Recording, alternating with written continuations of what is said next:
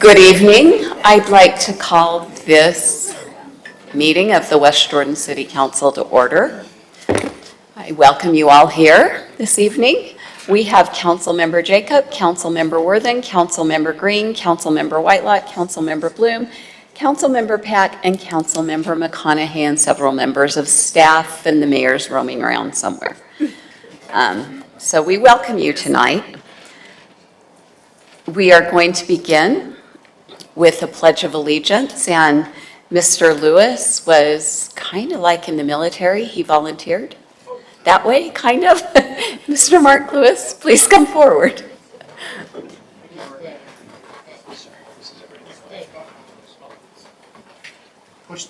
On the microphone, if you push the button on the right, your light will go on. There you go. Okay. All right. I pledge allegiance to the flag of the United States of America and to the republic for which it stands, one nation, under God, indivisible, with liberty and justice for all. Thank you very much. Council, one of our members for, nope, we're going to start with public comments. Sorry, disregard that. We are still waiting for one of our special recognition. We understand that they're on their way. So when we get to that, we may alter if they have not arrived yet. But to begin our meeting, we will begin with public comment. If you are here for one of our public hearing items, and I would like to note that item 7A was pulled by the petitioner, and that was ordinance 22-26. So we will not be hearing that. So if you are here for one of the other public hearing items, which have to do with integrated housing or consolidated fee schedule or our tentative budget, there will be opportunity for that later. If you're here for any other item that you would like to discuss, this is not a discussion, this is a public comment period where you are welcome to take 3 minutes and tell us whatever you want to tell us. So the members of the City Council strive to create a respectful, orderly, and effective meeting where everyone can feel safe, respected, and comfortable participating in their government. When addressing the council, please provide your full name and city of residence. You'll have 3 minutes. If you're here for the public hearing item, you may speak then, but we don't let you speak twice for the same item. If you are joining via Zoom, please raise your hand in the chat and the chair will call on you. If you're joining by telephone, please push *9 and wait for the chair to call on you. And when you're called upon, push *6. If you have written comments that you would like to give the council, or you may send those to councilcomments@westjordan.utah.gov, or you can call our 24-hour line at 801-569-5017. So I will now open public comment. So if you would like to address the council, please come forward in an orderly fashion to the mic and push the button on the right.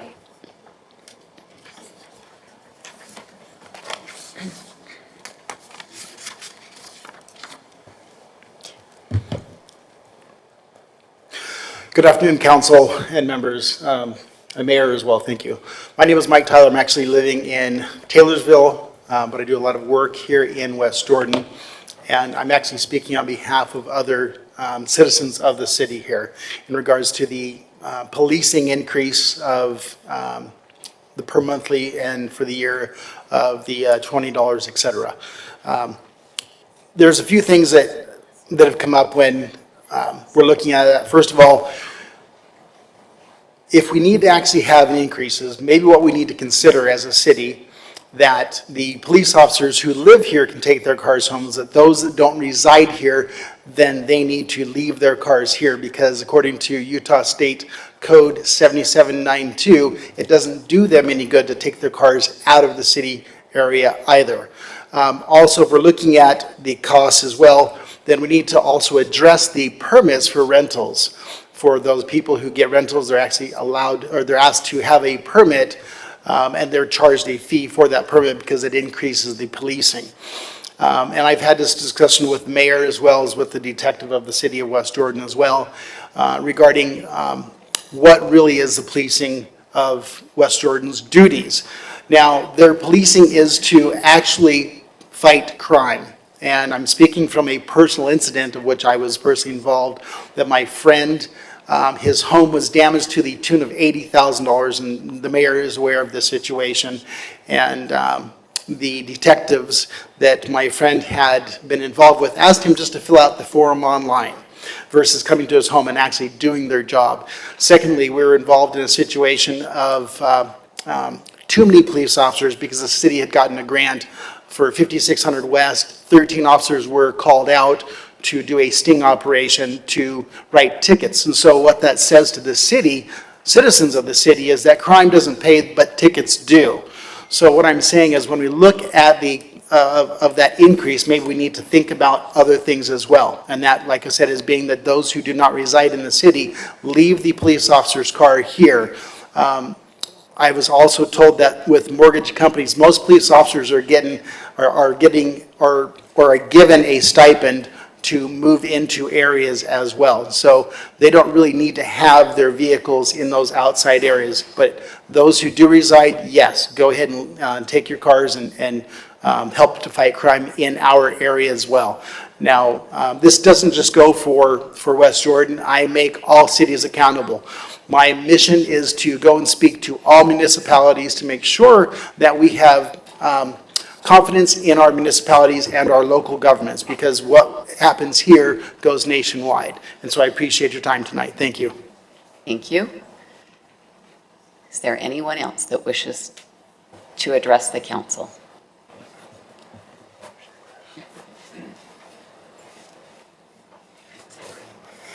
Push here.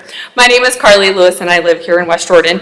I'm here to talk about Bowman's Arrow. That was previously brought up with the Planning Commission back in April, and I was saddened to see that they recommended that they move forward in a positive recommendation to move the zoning from what it currently is to very high density after all the public commenting that happened. As you know, West Jordan, we are growing a lot, and it seems like everybody wants to just put all of the apartments, all of the homes out in this area. And it would be nice to keep in consideration of what is already here. And within that area, within about a 1 mile radius, you have 4 to 5 apartment complexes already that are very high density. So to add that to that area already is just, it's not a smart idea.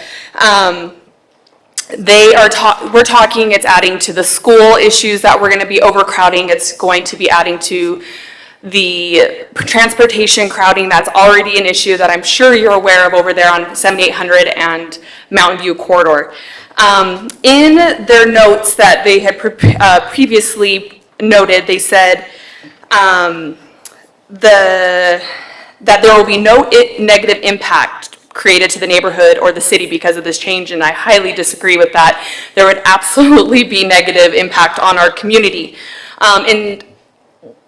Instead of building high rises like what they are mentioning here, let's build an actual community where people are coming to move to West Jordan, they're staying here, they're building a nice life to be here, and they want to stay versus being transient, moving in and out. And I'm not against additional housing, I'm against the high rise and the very high density that they're trying to put in a small area.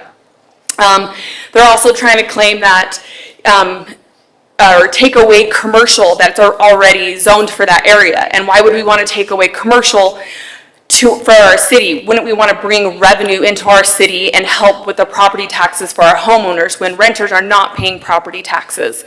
And so they're claiming that there's enough commercial about a mile away, which is Jordan Landing, which is not accurate. That's actually almost 3 miles away. And the nearest one would be Smith's, which is, I'm sorry, that's not really a shopping center of any kind. I'm going to speak quick, but they're trying to say they're preserving the natural character, beauty, and amenities of the city, and I don't understand how high rises would preserve that natural beauty of the city. And we already have an example of high rise right there with Gladstone Apartments, and then So anyways, thank you for your time. Thank you.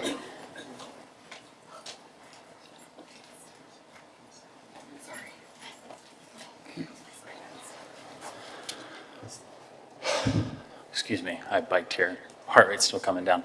Hi, so my name is Spencer Reel. I'm a resident of Taylorsville, but I am a teacher at West Hills Middle School. And what I'm here to talk to you has nothing to do with, I think, anything on the agenda. It's me giving you some facts that I want you guys to wrestle with over the next couple days, weeks, until you see me again. First off, not to sing a sob story, but the last year has been really difficult for me. This last school year was particularly difficult. I think if you ask any teacher at any of the schools, they will say that this last year was particularly challenging. We made it through, kids learned some stuff, everybody was safe and happy, but it was difficult. I'm also looking forward to this year. I think we're on the same page now at my school. But in addition to that, my mom was diagnosed with Parkinson's. It's just been a lot going on this year. Towards the tail end of this last school year, I started riding my bike to work every day. And I can honestly say that riding my bike to work every day was one of, if not the best part of my day in this last year. It's probably the thing that let me get through the school year and not stop being a teacher before I should. So why am I here to talk to you guys about this? I think that West Jordan and all the cities around, believe me, I'm bothering other cities too, have lots of options, have lots of space to make biking available for more people. Now, I just want to give you 2 facts, and then I'll be out of your hair. First fact is Paris, admittedly, a very big city, very different demographics, very different density. Paris is spending $290 million, roughly, over the next 5 years to make that city a bike-friendly, bike-safe place. And they have already seen huge upticks in people just riding their bikes to work, to the grocery store, to friends' houses. Now, why is that fact relevant to you? UDOT just finished spending $260 million completing 3 interchanges on Bangor Highway. I want you to think about how cheap bicycle infrastructure is compared to the road car infrastructure that we build everywhere. We have the space, we can make cycling safe for everybody. I work at a school, and that bike rack is filled every morning. It would be great if those kids felt like they could ride their bikes across the big roads through safe intersections to their friends' houses instead of just on the sidewalk, which incidentally I understand is illegal in West Jordan. Second fact, battery electric cars are all the rage. Everybody's wondering how we get charge points everywhere. Last year, 2021, 600 million battery electric cars were purchased in the United States. In that same time, over 1 million electric bicycles were bought in the same year. We have an opportunity to meet this opportunity. We have an opportunity to meet this demand that people clearly have, and I think you guys should wrestle with those facts and consider building safer places for people to get around. Thank you. Thank you. Would you like to address the council? Come forward.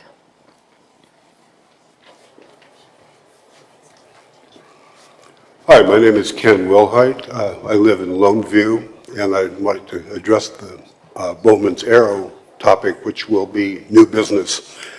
I'm not here to rebut any arguments the developer might make later, but because we sat through the Planning Commission hearings, I'd just like to express, first of all, I'm opposed to the proposed change in the plan. Our city's general plan was adopted in 2012. It presumably provides for controlled growth. And the proposal made to the Planning Commission has some rather significant drawbacks in it, listed in the staff findings, especially the part about the city does not have the ability to service this property with regards to the culinary water and sanitary sewer at this time.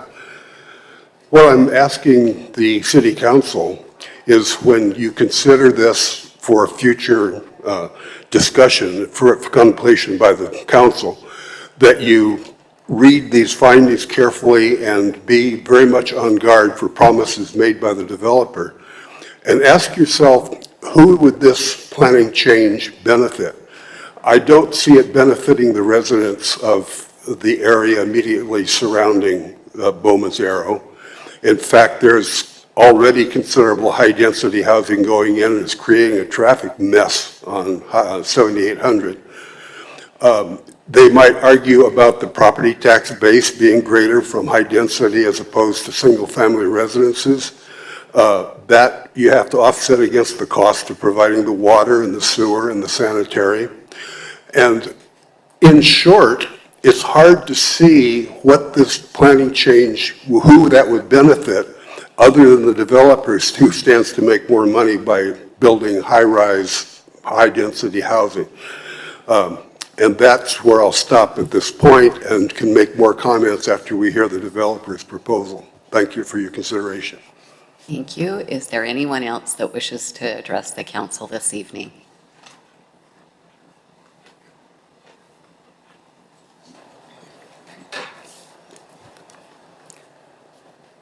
Mark Lewis, West Jordan. I second what's been said about that development going in at Bowman's. And well, I do want to say thank you to the teacher. I do appreciate teachers and what you do for the school. And I appreciate you doing what you're doing. I don't want to belittle the bicycle stuff because I do drive a car to work. But I travel all the way to the U every day for work. And the worst location in my entire commute is Mountain View Corridor. Especially 3500 South. I know that's outside of our area, but 7800 South is getting pretty bad too. I don't know why they didn't just build it as a freeway and hold off and leave Bangor as a highway and then work on Bangor. But just the extra residential neighborhoods going in and how many people that's going to bring and the commute is not just affects us in West Jordan, it'll affect everybody downstream, South Jordan, Harriman, whoever uses the infrastructure around the area. The other thing is, me and some other people within the area, we go out to eat a lot. We are traveling up to Layton to find a good restaurant. We're traveling to South Jordan, Daybreak. We're not finding many restaurants here in West Jordan. I mean, if you want people to stay in West Jordan and to bring their money into businesses in West Jordan, we need to have good businesses in West Jordan where it's close for us to get to and to keep that money within our own community. And so I agree with everybody, and I know there's other people in the audience here that may not get up. And I would love to hear if somebody is for this as a resident. I mean, I would like to know, are you catering to the residents of West Jordan or to developers when these decisions are made? And as a resident, I would hope that that votes you in to your offices, that you are working for us and not for the developers. And that's it. Thank you. Thank you. Is there anyone else that desires?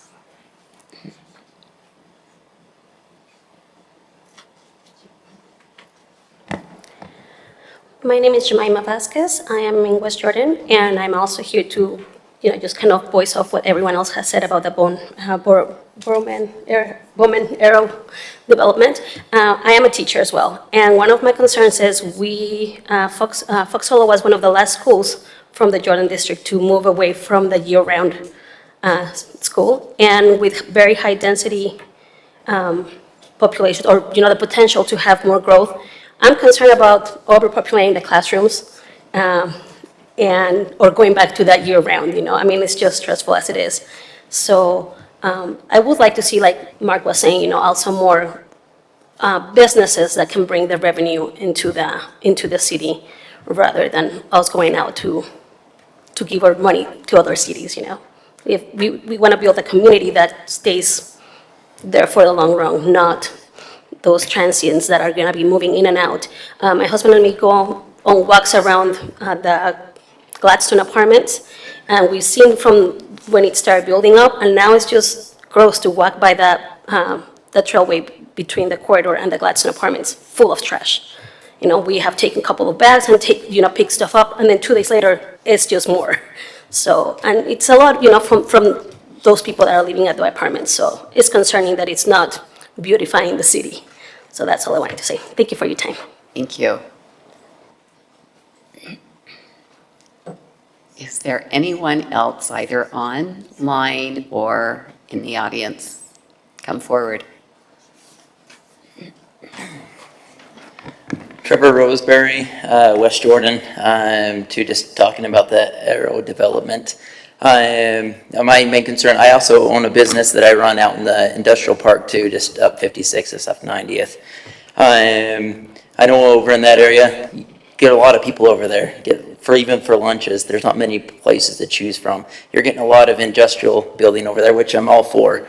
That area is a great area for that over there.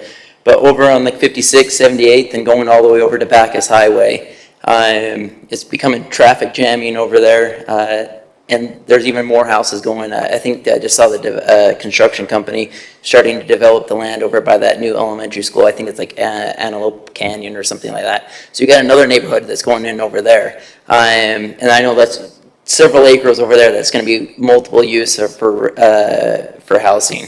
So you got to factor that into play into there. If you got all of these homes over there and you're eliminating commercial use, restaurants, stores, auto parts stores, or mechanic shops or anything, if you're taking up that land to put in high density, you're taking all of these necessities for us residents away.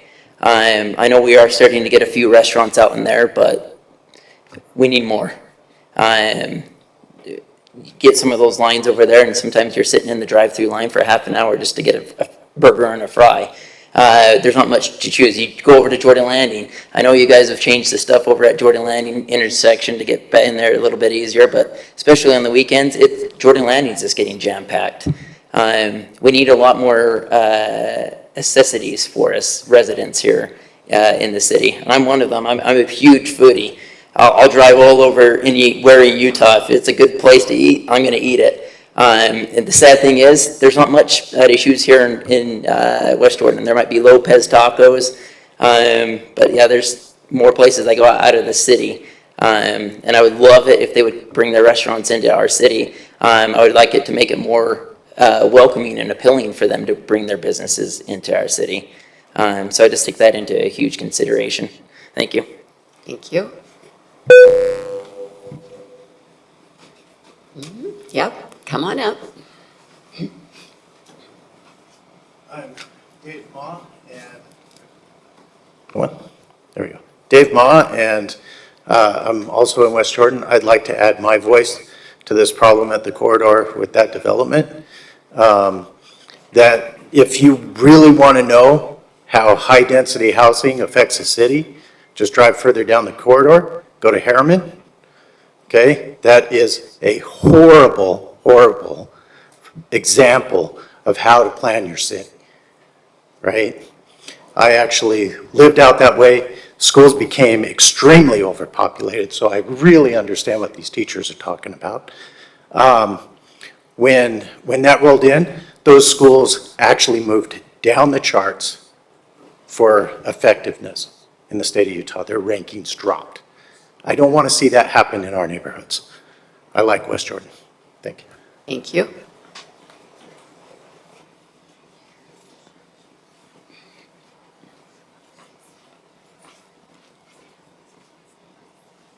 Button. Mark Soderquist, I'm part of West Jordan also, and I'm going to address this same subject. Just a cautionary for you, the board. West Jordan now has picked up a huge bill because of the lack of holding the developer to what was committed back in the Lone View Estate area. And what I worry about when I hear these big developments and the developers coming in and the promises, I just want to make sure that you're aware that I want you to make sure that you hold them to what they promise they're going to do. Because like I said, the development that I live into has had an eyesore of a drain area that was not developed. It was left with just road dirt onto it. All of the plant vegetation did not take, so it was over 3 different times. The city had to replant. We had to actually get free mulch to put some base on that whole area because nothing was growing besides weeds. They call it natural development, but it wasn't. It was weeds.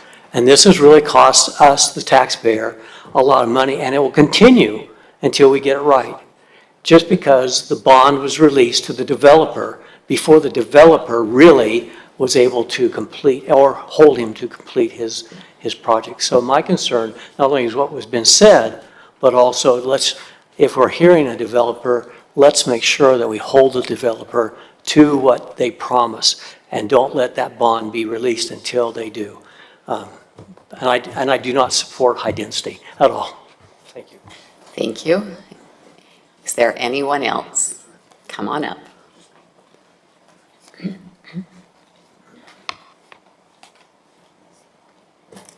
June Christiansen, and I'm at 64 You don't need Just the. let us know if you live in the city or a different city. Oh, right across from, we're good.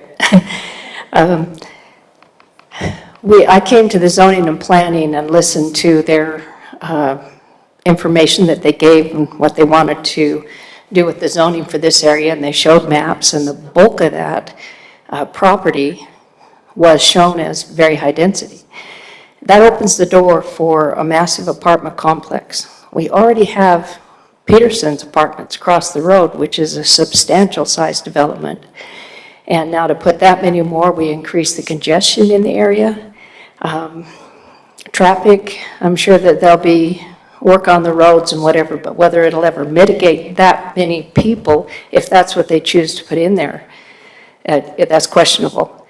I think my big concern is for the schools. I know we can't consider that in making the decision.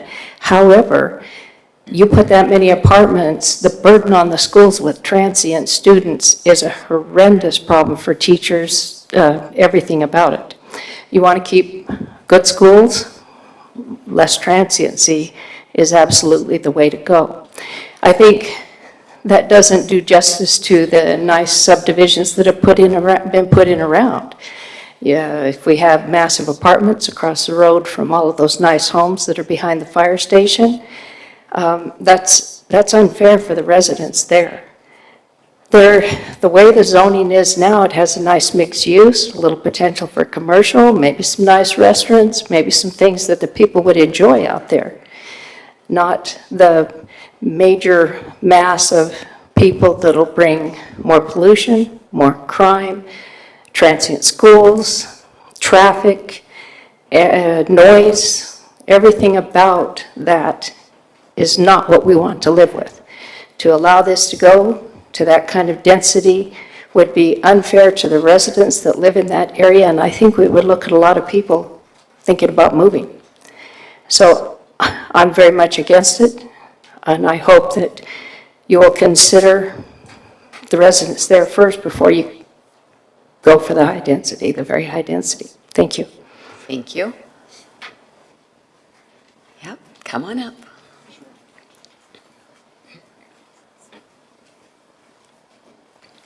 My name is Tim Durant. I live in West Jordan. These are several of my neighbors here. Some I'm meeting for the first time tonight. I would stay away from the high density. I'm not native to West Jordan. This is actually my 8th state. I've moved out of Northern California, which submitted to several developments like this, and I couldn't take it anymore. I would consider moving if this goes in as it's proposed, this high density. The report talks about transition and layers of low density, medium density, high density, but apparently there's no requirement or measurement of how the transition occurs. If it had been maybe a half mile of this density, another half mile, but this is stacked one layer upon the other, I can go to the new Symphony Homes behind me, I forget the name of that, Orchard Heights, and you can see from some of their front porches this area of Bowman's Arrow. So to me, if you can see it, feel it, hear it, suffer from it, that's not enough transition. So I do fear for what happens to our quality of life in that area. Environmentally, I fear it. Where I came from, Northern California, EPA designated one of the 5 of the 10 most polluted air, land, and water areas are in California. And the amount of emissions, the trash and garbage, I walk my dog down to 85. I also walk up to the Bacchus Highway. I see the trash. Some places I avoid. But that open space, having that go away would be a disaster. So I hope you will consider keeping the zoning the way it's currently planned and not anymore. And even that will be a challenge to make that nice. But anyway, that's all I have to say. Thank you. Thank you. Anyone else that wishes to address the council? Okay. I'm seeing none, and I'm seeing none online. Since you came for this item, I want to let you know that we have a group of residents that are working with staff on updating our general plan that was referenced. And we will have an open house for that at Bingham Creek Library on the 23rd, beginning at 6 p.m. And that's a time to go see what's being recommended for that. And the general plan is what should guide development in our city, okay?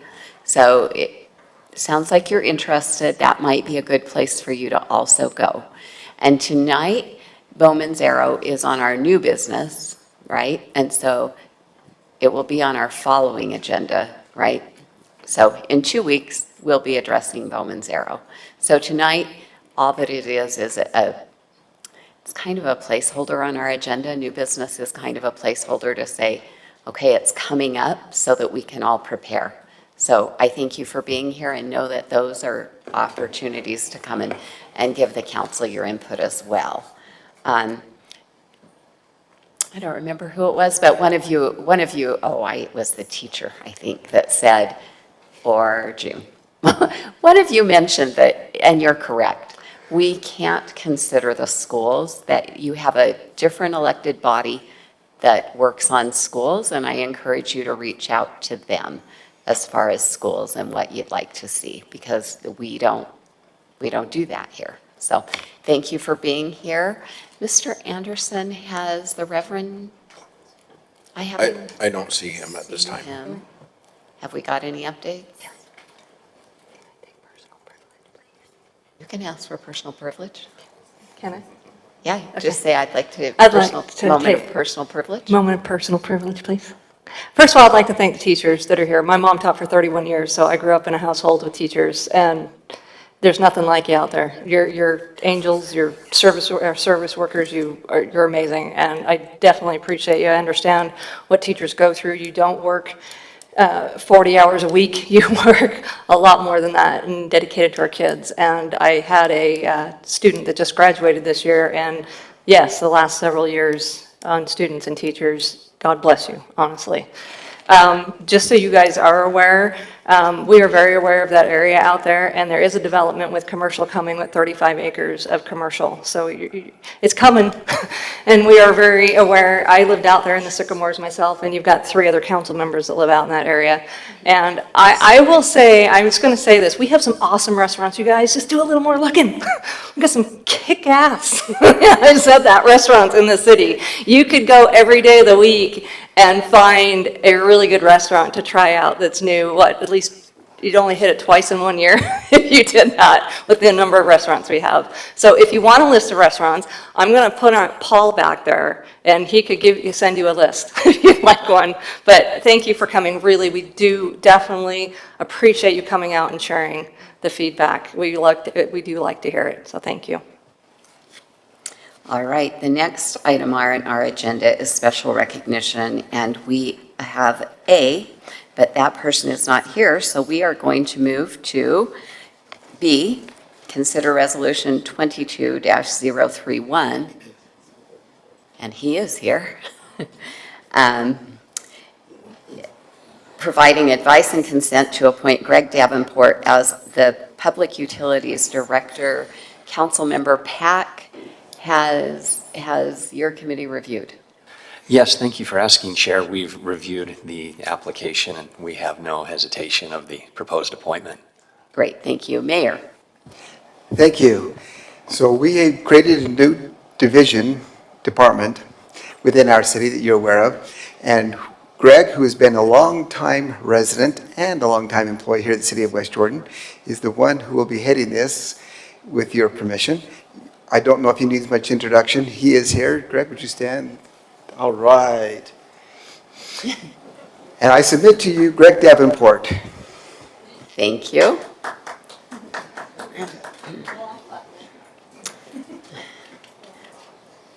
So I will move to approve resolution number 22-31, providing advice and consent to adopt Greg Davenport as the Public Utilities Director.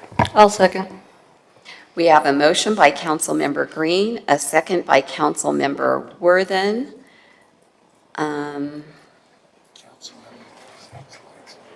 Yeah, oh, it's off now. Okay. Cindy, would you like to?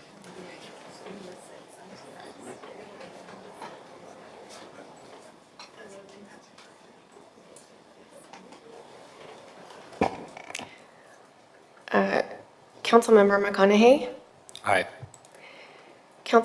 Vice Chair Green, Yes. Councilmember Pack, Yes. Councilmember Worthen, Yes. Councilmember Bloom, Yes. Chair Whitelock, Yes. Councilmember Jacob. Yes. Thank you. That motion passes 7-0. So next on our agenda is special recognition. Tonight's special recognition is Sherry Miller. She is an employee of our city who works on our events department, and she worked underneath who is now Salt Lake's events department chair, I guess. And they were working on our summer event, which is the Western Stampede, which includes a parade and a rodeo and a whole bunch of stuff, a carnival. It's a lot. And so Sherry is also a resident of our city, and so we'd like to invite Sherry to come up. If her supervisor wants to say something, he's welcome to. I see him back there. We just really appreciate Sherry, and we're going to go in the front and present her a plaque and a pin and have a picture, Miss Hanson. Council, I would just like to mention the event wouldn't have happened had it not been for Sherry. She took on everything that her predecessor had done and the things that she was doing. I tried to help out as much as I could, but I think I got in the way more than I did help her. She did an amazing job, and I don't think there's any way that we could thank her enough for the things that she's done for the city and for the department. Thank you.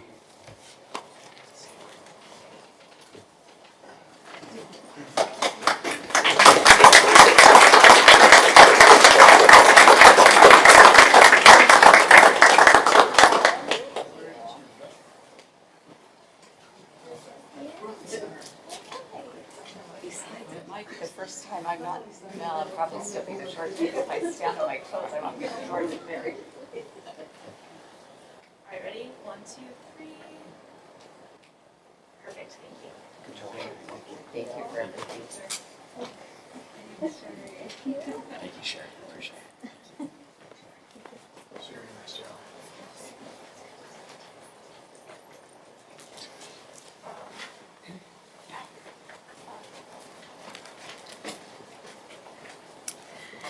And next on our agenda is the mayor's report. Mayor Burton. Thank you, and thank you all for being here today, and thank you for bringing the rain with you as well. Last Tuesday, Council, we had National Night Out Against Crime, and so you know, to put on your schedule for next year, it's always the first Tuesday in August every year. That date is not set by the city, but that's set by National Night Out, their organization. And I got to visit a few of the homes, and we haven't done that for a couple of years due to some weird pandemic that kind of put a crunch on that. So we're back to have that up and going again. And Ariel was there and visited lots of them, and we'll continue to follow up with them and make sure that they continue to be able to do their National Night Outs and neighborhood watch programs. Last Saturday, we had our e-waste and recycling, e-waste and electronics recycling, and that was the best turnout we've ever had yet, so it's doing well, and that was even better than we've had before. We had some fantastic lines a half an hour before we even opened, which was really interesting, and we couldn't bring them in early because we're waiting for the trucks to get there to pick up the stuff. But anyway, that is going well, and we're very successful in that. This morning, I attended the UTA board meeting at their office downtown, and yes, I did take tracks to get to it. And I wanted to go there to tell them thank you. You may have noticed that the corner of 4800 South and Old Bingham Highway, that vacant lot there is owned by UTA, and they put in curb and gutter and sidewalk there. And now we have curb and gutter and sidewalk. It used to be that the people leaving that track station had to walk through the field, and there was a trail through the weeds. You could see where they went. And during the winter, it was a little bit treacherous, and now it's much better. And they got that done in time for the repaving project, which is happening right now on 4800 West. So I wanted to go there and personally thank UTA for the work that they are doing in our city and encourage them to continue to do more. So that went well. The food truck on Tuesdays is still going strong. We invite you to continue to support it as you have. And on the last event for our community market will be the first Tuesday in September. September is the last month for the food trucks. So make sure you get out to that when you get an opportunity to do so. This Monday, August 15th, will be a blood drive over at Pioneer Hall. So if you have too much blood or if you just want to help somebody else out, please stop by and donate some blood. And there was one more thing that had to do with council member. Oh, yes. West Jordan Senior Housing is having a summer event. They're going to have patio judging, and that's happening on the 17th. So Councilmember Whitelock will be one of the judges there. Thank you for doing that. And that's an exciting thing. This is the senior housing that's over on Sugar Factory Road. And that's my report for today. Thank you. Thank you, Mr. Lee. Thank you, Chair. I'd like the new Public Utilities Director, Greg Davenport, to give you an update on a construction project, followed by our Public Services Director, Isaac Gastel, and Public Works Director, Brian Clegg. Thank you. Many of you are aware that the city hired Rolf Construction to reconstruct the sewer on 13th West from 8200 South to 8600 South. We have a unique traffic control situation that is in place there. We're just having it a one-way street with southbound traffic in that area. I want to give you some good news with that project because we're able to have a little more room there with traffic control. Originally, we had planned that they would work for 120 days, and Rolf Construction began in June, which would have put his end date sometime in October. He has actually, as of today, completed the main line reconstruction, and he just has the side streets to reconstruct for the sewer. Once that is done, he can open up 13th to two-way traffic. I think that'll be about 3 weeks, so maybe about the first week in September, that will go back to its normal traffic arrangement, so I wanted to let you know that. Hey, that's a whole lot faster, because the VMS says like October, doesn't it? Yeah, so again, because we were able to do that unique traffic control, he had more room to work and he got his work done a lot faster. It also helped that he's familiar with that area as a contractor. Right, so, but he's done a great job. I just wanted to let you know that that was going to take place. So, but I do have a question on that construction project. It looks like the way the sewer pipe's going in, that are we actually doing some stuff now that will help the widening of 13th West when that happens? You noticed that, right? Yeah, I did. That's why I'm asking. It's in phase 2, right, where we are going to be buying property from owners and making that street a whole lot wider in 80. You can kind of see that now. He's kind of put some material over in there in the shoulder, and he's moved back some fences that will most likely stay at the right location because he's operating some of those properties. So if you want to know what the future will look like, if you drive through there, you can see what the future will look like. Okay. Thank you. Try not to burst your eardrums this time. Wanted to give you an update on Maple Hills Park. The original completion of that was supposed to be July 19th. With the weather days and some supply backlogs, we've approved a 56-day extension to that contractor to finish that work. We were out there this morning doing a spot check on that. Everything is moving forward very good, and we should be on schedule for that 56-day completion date. There are several items that we're dealing with out there right now. It looks like a park right now. People are excited to get in there. The contractor will be putting up signs to remind them that that's a construction site and that no one should be crossing those gates until the gates are removed. Some more good news is we've been working with Rocky Mountain Power for 3 years now to replace Schedule 11 streetlights, which are the lights on the power line poles, and we basically rent them every month from the power company. As of July 1st, we have replaced all of those Schedule 11s with LED lights, except for 6 in the entire city. So that's over 300 lights that are now all LED. The fee that the city was paying was about $22.40 per light per month to keep those lit. With these LED lights, we're going to be a little under $9 a month for those lights going forward. And then last but not least, we did a walk through City Hall today. There's quite a bit of movement and progress. The front stairs have been taken down. Anybody else that would like to do that, if the times that I've set up don't work for your schedules, please let me know. I'd be happy to take you one-on-one or 2 at a time through there at a more convenient time. Thank you.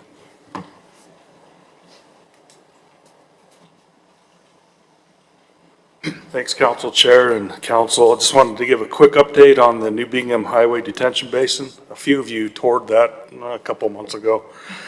That's nearing completion. Sod irrigation landscape's all done. And the last thing left is the laying of asphalt, which the contractor's supposed to be doing it this week. Lastly is just a few punch list items that the contractor's required to fix before it is turned over to the city. So it's done pretty much. Just wanted to give you guys an update. So thank you. Wonderful, thank you. Mr. Lee, anything else? Nothing else, thank you. All right, thank you. The next item on our agenda is a report from ChamberWest by Barbara Riddle. ChamberWest is the chamber that we partner with in West Jordan. Thank you, Council Whitelock and council members. It's such a pleasure to be with you tonight and share an update on what we've been doing with ChamberWest. And I'll just go through these really quick, but just meeting the staff, and you'll all see these on your screens, but we just hired a new director of business development and events that started in August. So it's nice that we're fully staffed again, finally. As a reminder, we have a board of directors, which is our governance board, and a board of governors, which is our advisory and strategic board. And we really appreciate Council Member Calvin Green serving on both the board of directors and the board of governors. The board of governors do deep dive conversations into pertinent topics that are impactful to our West Side footprint. And I've listed a group of them of what we've talked about over the past year, everything from World Trade Center to healthcare industry to Mid-Valley Connector Project, our water status with infrastructure and conservancy, our supply chain issues that are so heavily impacting our businesses. And the most recent was Chiefs of Police panel addressing our current trends in crime, staffing, mental health, and how can businesses support and help. Our professional development series luncheons continue to meet every other month. We've had some great names and some very fascinating topics around business. Coming up, we've got the Larry H. Miller Company transition from sports to community building with CEO Steve Starks. Ought to be very fascinating, and certainly would invite our council members to participate in that. Business Success Series is really geared towards our smaller companies that are more tactical.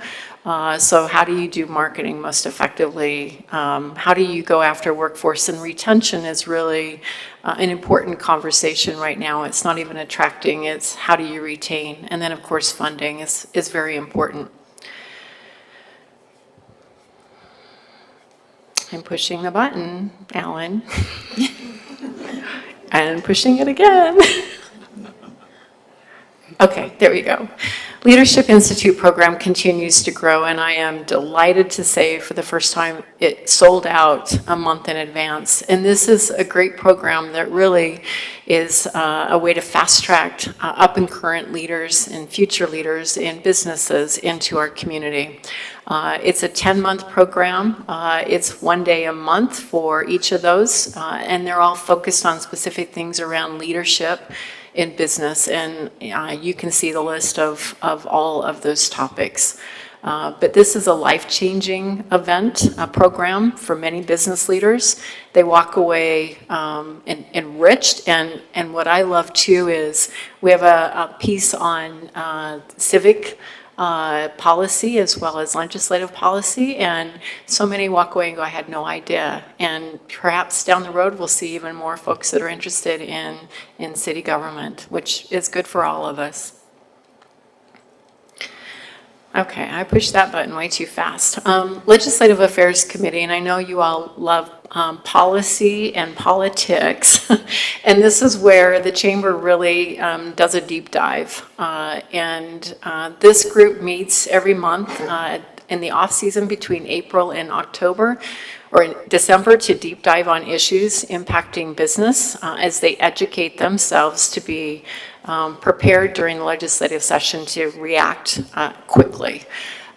During this last session, they looked at 78 bills that they felt impacted businesses and took positions on 5 in a priority support, 26 supported, 1 that was opposed, a priority opposed, and then 1 opposed and 16 monitored.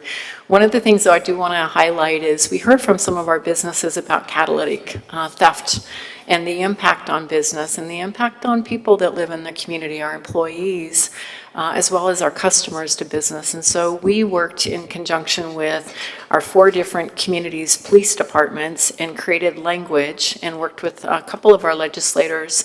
And we had a bill that went through unanimous at the legislature, and it deals with how cut catalytic converters are sold. And it's going to require the same kinds of information, just like if you're selling something to a pawn shop, which will give our police departments much more of an opportunity to track and to deal with the increasingly high levels of catalytic theft converter. And as we continue this journey, it's not only that, but we'll also be looking at an education campaign with how do we help our businesses protect themselves from thefts of all kind, from trailers to copper to retail to tools. So that's another area we're working on. During the session, we meet with our legislators on Mondays. We meet as a committee on Thursdays as we deep dive into those bills. And you can see the 9 different subcommittees, and we have great leadership in all of those subcommittees. Our Women in Business continues to meet every other month. And we also had our spring conference in April. We had a golf clinic in May. Golf is still a part of business, and I think it's important that women know how to get out and golf, even if it's in a scramble, or at least be able to talk about it. And they have a holiday event coming up in December, and of course, they're always interested in community service opportunities. Our ambassadors program continues to go out and cut ribbons and do groundbreaking. We have new jackets that are very awesome with our new logo on them. And they're starting our Friday Connections up again in September, which will be on the 3rd Friday of the month. And it's really a speed networking opportunity, a way to exchange business cards and get to know a lot of other folks in the area. Our job fair we did in April at Hunter High School, and we have one coming up in October that will be at one of our schools in our Jordan School District area. This is a great opportunity to partner with our high schools, our school districts, with the Utah Department of Workforce Services, as well as with Salt Lake Community College. And in April, we had 85 employers that participated. We had a Washington DC business leaders trip as we work with our federal delegation members and they get to know our business leaders. So we'll look at doing that again next year.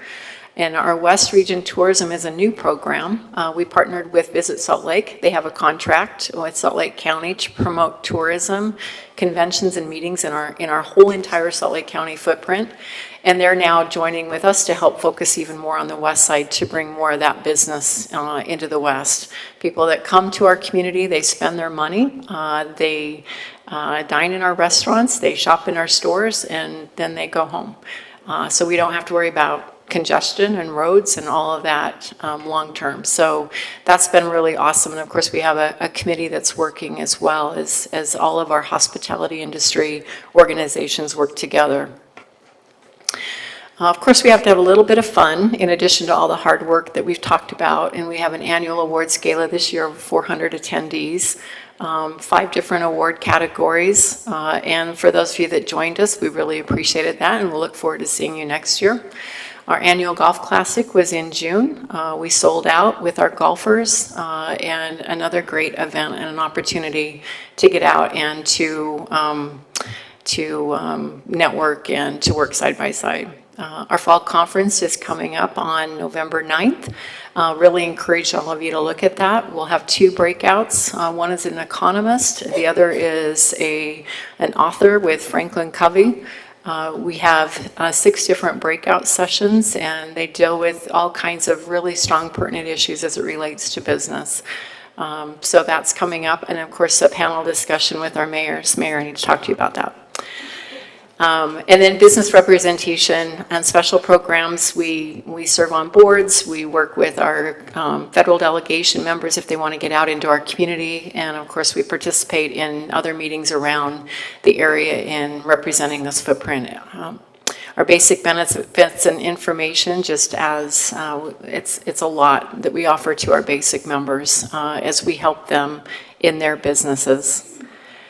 And just a thank you to our community and civic investments, and appreciate our partnership with West Jordan. And I'm open to any, one other comment I do want to make is it's been a pleasure to have had a contract with you for the last 3 years, and it's that time to look at what the future holds. And so we'll look forward to a new contract effective in January. Any questions? Are there any questions for Ms. Riddle? I don't see any. Thank you so much for coming and giving us your report. It's been a pleasure. He's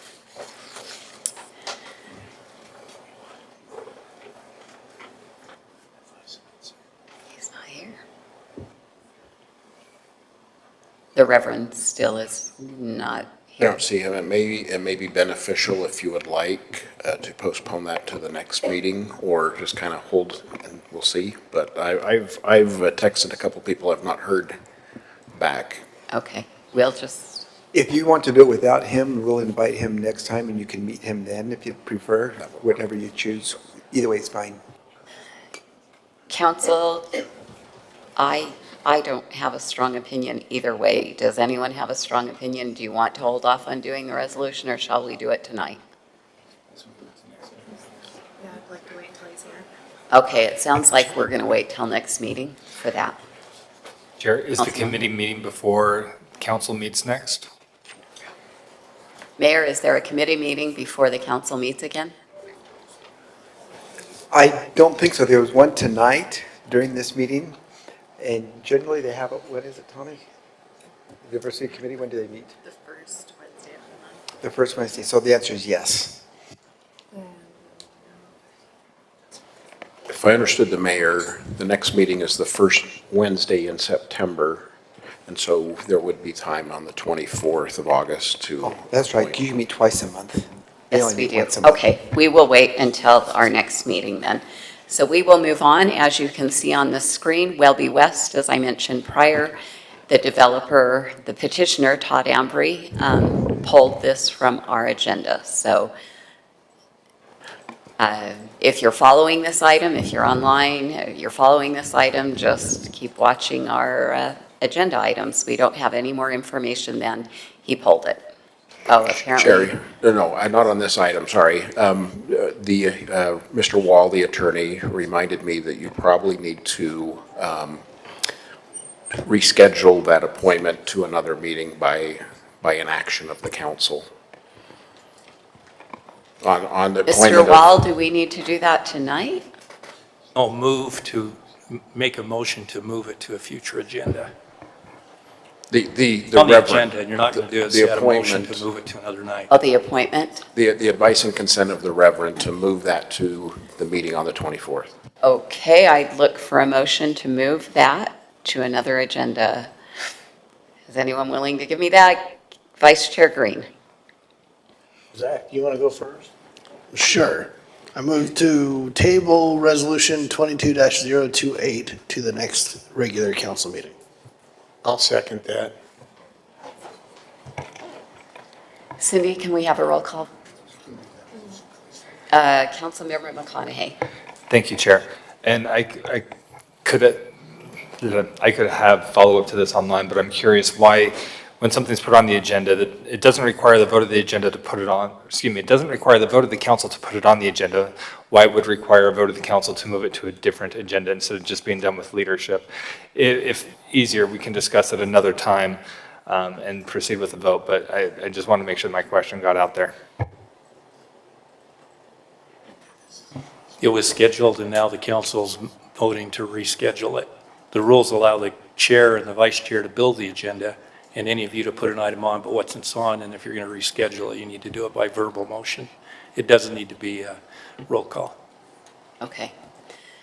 So I have a motion by Councilmember Jacob and a second by Councilmember Green to table resolution number 22-028 to a future meeting. All in favor, say aye. Aye. Any opposed? That motion passes unanimously. Thank you. As you see on the screen, as I mentioned, Welby West, so we'll move on. That has been pulled. Yes, Councilmember If I McConaughey. may, wouldn't that same logic then apply to the public hearing as well? Wouldn't that also require a vote of the council to remove that? I think it was taken off by council leadership before the agenda was republished before the meeting. Yeah, it was It was pulled by stricken the before. developer, and then it was taken off the agenda, and the agenda was... 24 hours before. Yeah, updated. Yeah. Okay, so because it was more than 24 hours before the meeting, it went through that process, and that's why it's not It was required here. republished. Okay, thank you. So we'll move to item 7B, consider ordinance number 22-37, amending the 2009 West Jordan City Code, Chapter 5 of Title 13, adopting Article M, Integrated Housing, and amending Section 13-5-1, zoning districts. Is there someone here, Mr. Gardner, to speak to this? Yes, this is me. So this thought process of this ordinance goes back to when Councilmember Green was on the Planning Commission many, many moons ago. We've talked to this, and this is really a lot of his input and work went into the creation of this ordinance. And so this is the intent. The intent of the integrated housing is to allow for inclusionary development. And what that means is to allow a mixture of single-family, some multifamily, townhomes, all in the same type of development that have open spaces and walkability and community interaction. And so larger scale developments under this will have a commercial component, particularly if they're on an arterial street. It can be a minimum of 1 acre up to 10 acres. And right now in West Jordan City, we really don't have ordinance that is inclusionary. Some of the larger developments, of course, Jones Ranch and Wood Ranch, have a mixture of uses, but those are hundreds of acres in size and limit that to a percentage of the development. And so for this is just a tool that the council, if they choose to adopt, will become a tool for them for properties that I would imagine would be either infill pieces or probably pieces on the west side of the city. And as you can see with this ordinance, a master development agreement and master development plan will be required. I believe the council is very familiar with those documents. We have done those in a lot of new developments. Minimum of 3% moderate income housing will be required. Now, that will be part of the master development agreement. The developer will have to agree to that, or we would suggest not rezoning the project. And under state law, that's the only way that we can require a developer to pay for moderate income housing is if they agree to it in a development agreement. And then a lot of the other things are items that the city has found that we need to get up front, environmental mitigation plans, geotech studies, stormwater plans, architectural design guidelines, grading plans, all of those items that, we asked for in Wood Ranch and Jones Ranch. And so it's really good to get those before the council changes the zoning, so that's a requirement. So the project will be well integrated, be feasible, complement the natural features of the site, and serve a safe community. All of these are preamble, what we want the development to look like. And lastly, that last check mark will encourage mixed-use, walkable, and sustainable development that incorporates innovative alternatives to reduce the impacts of the automobile on the community. I think the council heard some very good suggestions tonight about, gas isn't getting any cheaper. People are changing transportation choices. I do think the city's done a lot of work on putting bike paths, bike trails, and so this ordinance really looks at using something other than the automobile as transportation. And so the proposed zone change, if it's zoned to the integrated housing, must result in an appealing placemaking, and all of these things, I won't read them, are in the ordinance. The site and the building plans should be prepared by a team of qualified professionals. And there's two different zones in the integrated housing. One is IHL, as we called it. And that's to be used for infill projects of up to 20 acres. There are some pieces of property that are of that size, between 5, 10, 11, 20 acres that this would probably be a better tool. We could probably plan it to be more compatible with neighboring communities. And IHD would be used on developments of up to 90 acres, between 20 and 90 acres. And so the goal is to create a housing integrated neighborhood and allow for inclusionary growth. And what that means is to allow a different housing product, townhomes, along with single-family homes, duplexes, that type of thing to create. And we're all very aware of the cost of housing in Utah, in the Intermountain West lately. And so, unfortunately, or fortunately, we've got to start looking at different housing products for our children and grandchildren to buy if we want to keep them close to us. So some of the uses and requirements, the uses allowed in the integrated housing would be single-family, twin homes, duplexes, triplexes, multifamily, and multiplex. And so in this IHL, the density will not exceed 5.5 units per acre. That's just a touch higher than Wood Ranch and Jones Ranch, but really about that same. So it's not terribly dense by any stretch of the imagination. And they could buy up to 5.75 units the acre or 0.25 units the acre if they were looking at proposing moderate income housing. Now what that would factor out to be is yet to be seen if they want to go for that density buyout. So in the IHL, single-family housing should comprise 75% of the unit count. That's a little higher than the current cap and grade. It's 17%, so it'll be, about 8% higher.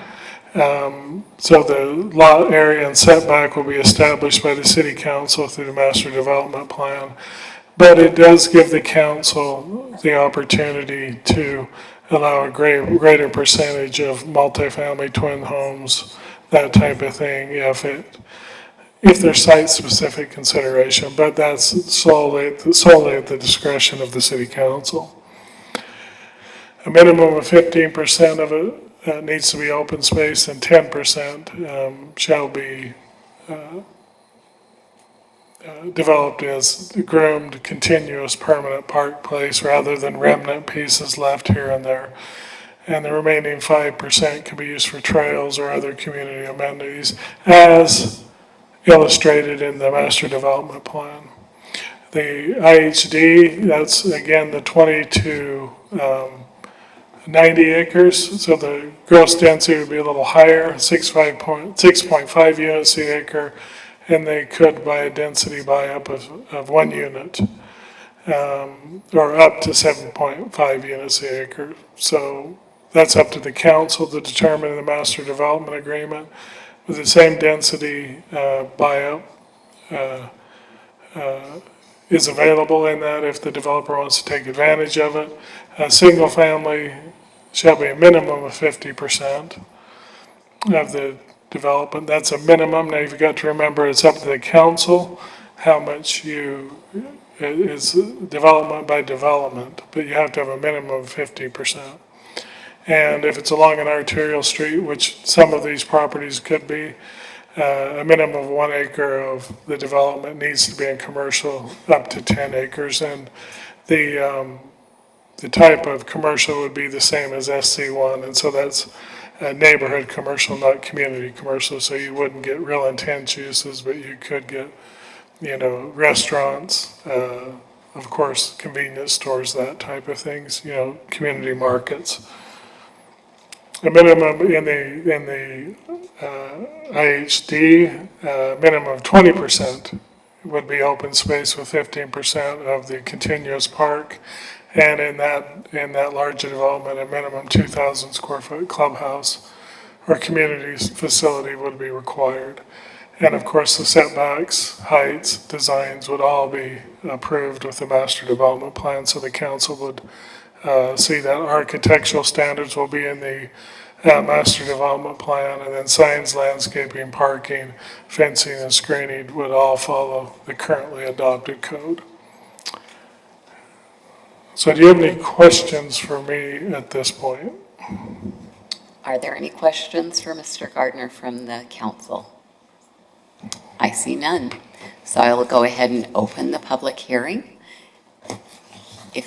If you're here to speak to this moderate housing, please come forward, or if you're online, please raise your hand in the chat or push *9 if you're joining by phone. I see none. No one. So I will close the public hearing and bring it back to the council for discussion and a possible motion. Vice Chair Green. Thank you. I want to thank the staff for working on this. As Mr. Gardner mentioned, we started talking about this, what was it? That's got to be 5 years ago, Larry, wasn't it? 7. It's been a long time ago since we started talking about this particular kind of ordinance, but it came more to fruition when Mr. Langford and I were standing out in the. It's amazing how stuff gets done in a lobby at the Utah League of Cities and Council meeting. But Mr. Langford and I were talking about some of these concepts, because what we hadn't done in West Jordan City for a long time is included the middle housing.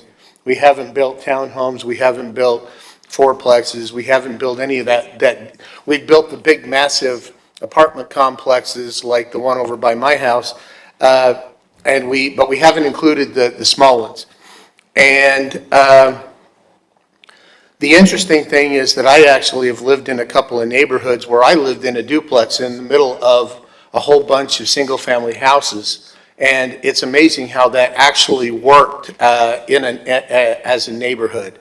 And so the one thing that Larry did not point out, so I'm going to highlight this, is that when the requirement for this, if we're going to build the multifamily, the more than the single-family home in this development, is that the multifamily development has to look like the houses in the neighborhood. It's similar to like what you've seen at Daybreak, when you drive down the street and you go, dang, that's a nice big house, and then when you realize it's a fourplex, it's a sixplex. And so as Mr. Gardner mentioned, it will make things look more compatible because you don't have a bunch of small little homes and townhomes. You could put this in the middle of in a medium density residential neighborhood and allow for some creativity, and it still looks like the neighborhood around it. It doesn't, as somebody mentioned, it doesn't look like Harriman. So I'll throw our neighbors to the south under the bus. So that's what the intent of this was. I'm glad that staff did this. I appreciate all the work that staff did for that, and I'll leave it at that for a moment. Councilmember McConaughey. Thank you, Chair. I'm wondering if there could be a little more explanation given as to, this is 13-5M-3 for the integrated housing. The entity donating the lots for the density increase shall be granted the right to construct on the lot and shall have all impact fees waived for the donated lots. So do you want to I'm curious the rationale behind that, especially after we just had the conversation about the need to finance that coming from somewhere, so being absorbed by others. Well, the rationale for this is that if the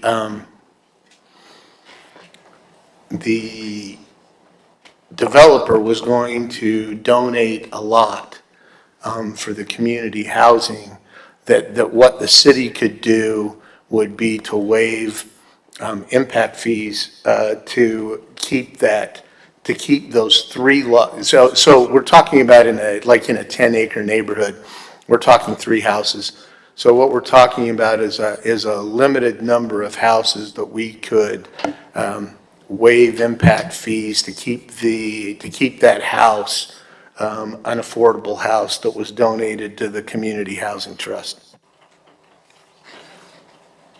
Okay. Yeah, I'm a little leery with this section, both for the waiver of the impact fees, but also because we don't currently have the community land trust. We don't currently have a community land trust program. So I'm not sure what I think about codifying something like that. So. Well, what it says is that the land will be donated to a community land trust. We don't have to establish the land trust program. There are already some community land trusts set up in Salt Lake County, and so the developer, we would not be involved in that. What we would see is that if there's a donation of the community land trust, what we would see is that contract where the land is being donated to the community housing trust. We would verify that. So that's what the intent was. The intent was not for us to run a community housing trust. I don't even want to go there. To be honest with you, because the first time I read stuff about a community housing trust, I had to read it 3 times to figure out what the heck they were talking about. So that's what the intent is that they would donate that 0.2 if they want the density buy-up. Now keep in mind, this is only a density buy-up. If they want that density buy-up, they would donate that 0.25 increase to the Community Housing Trust. If they don't want the density buy-up, they're at 5.5 and everything's at market and away we go. If it's got 0.25, if they want the density buy-up, then they would reach out to an appropriate Community Housing Trust and establish establish that donation, that we would verify, and we would verify the land transfer, which isn't hard because they would just deed it over to the Community Housing Trust.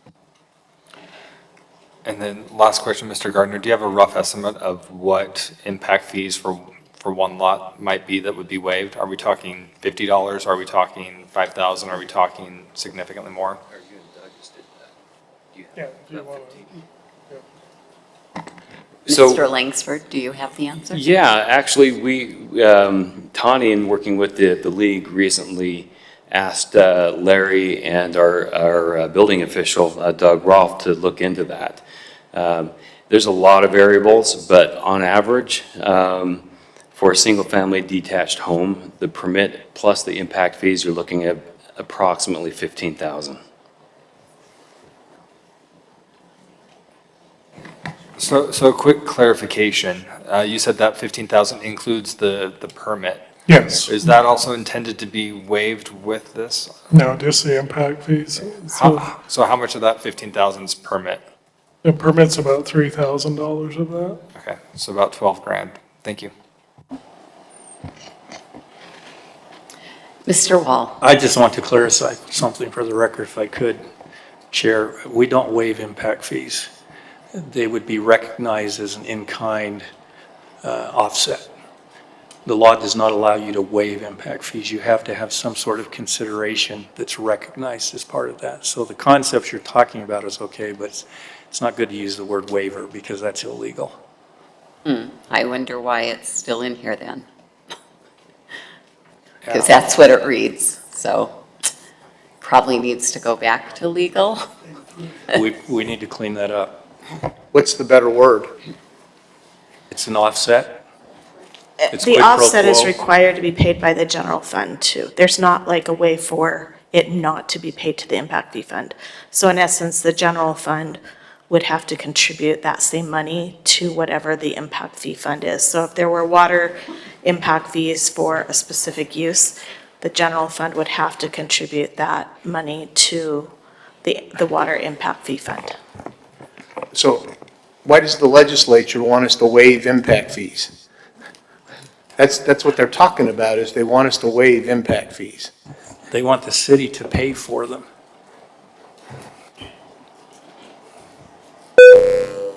That's how they're without saying it, they're getting the city to pay for affordable housing. But doesn't the legislature actually use the term waive in a couple of the statutory language? If they do, they're using it incorrectly per their own language in LUDMA. Moderate income housing goal is a strategy, is one of them where they use that waive or modify, yeah. So Okay, so we can go back and work on this if you want. I don't. well, let's see if there's more input. Does anyone want to give input on this? Because I don't think we're ready to vote on it tonight in light of this. So, council, does anyone else have input? Okay, well, I would share that I'm very uncomfortable. I know that there might become a law in our state, and we are a political subdivision of the state, and they may in the future tell us we have to do this. And while I do like the idea of having some moderate income housing that is in a trust, and I like that concept, I don't like the concept of asking our residents to pay for this impact plus have higher density. So this portion of it, I probably won't be a fan of. What happens if we just strike the line that says we waive impact fees?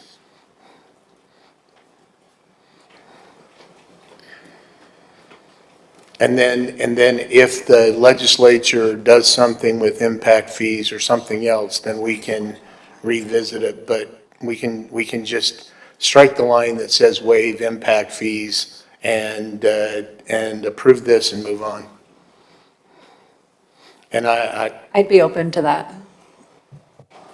Okay, Councilmember Bloom is in favor. I'm looking for Mr. Wall. Your mic's on. Did you have something else? No. Okay. Any other input you want to give? Council, looking for input. Councilmember McConaughey. Thank you, Chair. For ease of use for whomever decides to make that motion, it's line 471 and 472, with exception of the first word on 471. Is that in the clean version then? Exhibit B dash ordinance number 22-37.pdf. So. Oh, gotcha. I was just gonna say, it's also on 225 and 275. Yeah, because but that's where the, I'm looking at it at. That's the previous. So we're version looking of at the same- marked up one, and Yeah. Councilmember McConaughey is looking at the clean The version. clean one, yep, gotcha. Okay. All right. Councilmember Jacob. So just a thought, something that might make this really clean is instead of saying shall have all impact fees waived for the donated lots, how about have all impact fees paid for by the city for the donated lots? Would that get us there? That could work if that's the only source of the revenue, and generally it would be. The problem with saying waive is you have several development agreements, and this is not uncommon. It's done all over Utah and the United States, where a developer's entitled to reimbursement for impact fees as they come in.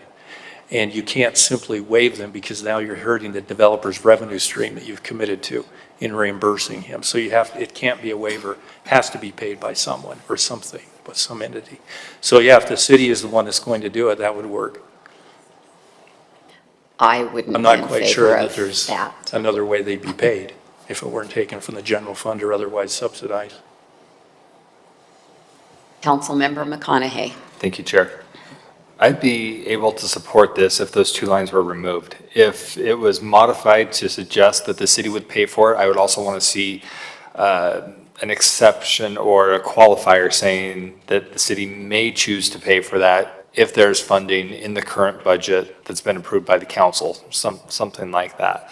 So it's not just a blanket, the city will pay for it, and it forces us to pull that from the general fund. I think that would need a little more work, but as Councilmember Green suggested, if we strike those two lines, the one sentence, I could be supportive. How about substituting the word shall for the word may? Shall be granted the right to construct on the lot and may have all impact fees paid for by the city. That leaves it subject to council approval. Is that too vague? I would need what Councilmember McConaughey has suggested to be a yes. Chair Whitelock, the other advantage to having the city pay them, back to Councilmember Green's point with community land trusts, is typically these land trusts won't take the property unless there's some participation by the city. Well, if the property is donated to them, given to them, and the city has paid the impact fees that caused the donation, that may be recognized by the land trust as the city's participation. I don't know. Each land trust, as Councilmember Green noted, they operate differently. But eliminating those lines altogether just creates that opportunity for us to do what's needed to do on a case-by-case basis instead of just saying the city will pay. Is that what you're saying, Rob, Mr. Wallace, that if we strike that line and we decided through the master development agreement that if it's donated to a community housing trust, that we could waive the impact fee through the MDA, we could? We'd pay it, we wouldn't waive it. Sure, you could do that, and that's how it's actually done quite commonly, is that in the master development agreement, that's where the quid pro quo is recited, where the density buy-ups are memorialized, and yeah. We could strike that, and we could still negotiate that if we do wanted to. Yeah, you could. And it would all just be negotiation based on what the council feels and if we have money and all that other stuff. Right, which is probably what the council is going to have to do anyway, unless we set up some sort of a table that gives the finance department direction as to how much a lot can be valued at ahead of time. Otherwise, you've got to make the decision. How about I move? Alan, will you put the recommendation back up on the screen so I can read it?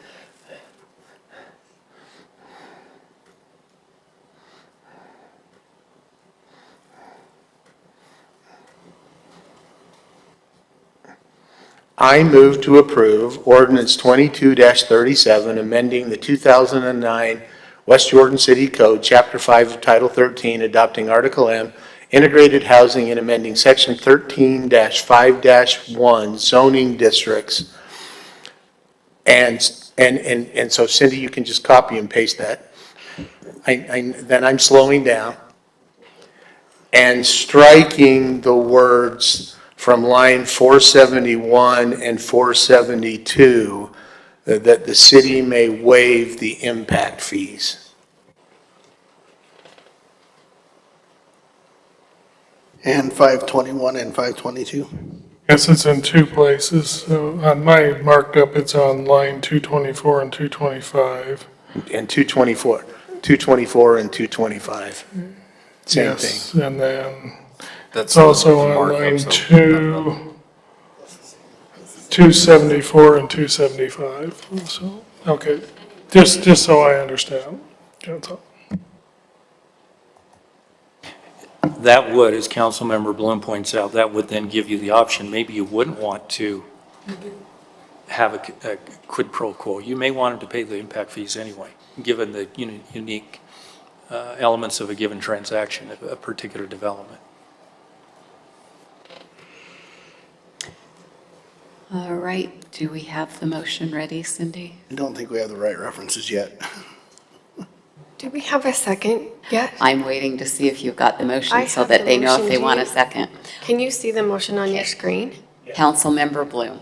And I will second that, and I do see it on the screen, yeah. Is it correct? 471, 472, 224, 225, is that? No, it's, I had it up when I was searching through. so 471, 472, so if you're going with the clean version, 471, 472, and 521 and 522. So those last two numbers should be 521 and 522, Cindy. Okay.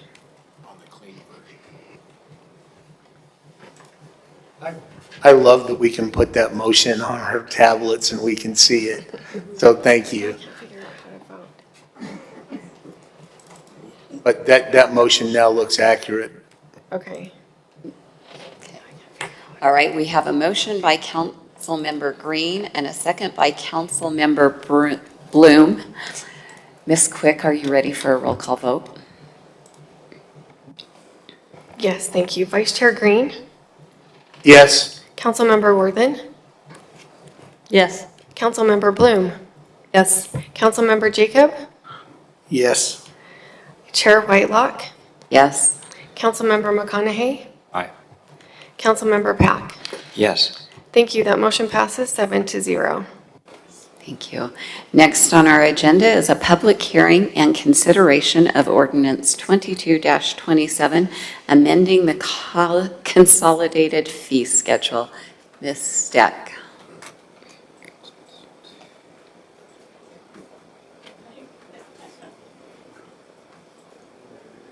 If anybody else wants to go. We were just saying that back there. We're like, wonder why everyone's still here.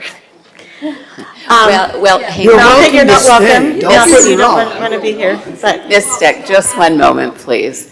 So we are going to move on to the budget, which is your money, but if you would like to leave, you are welcome to leave anytime you choose.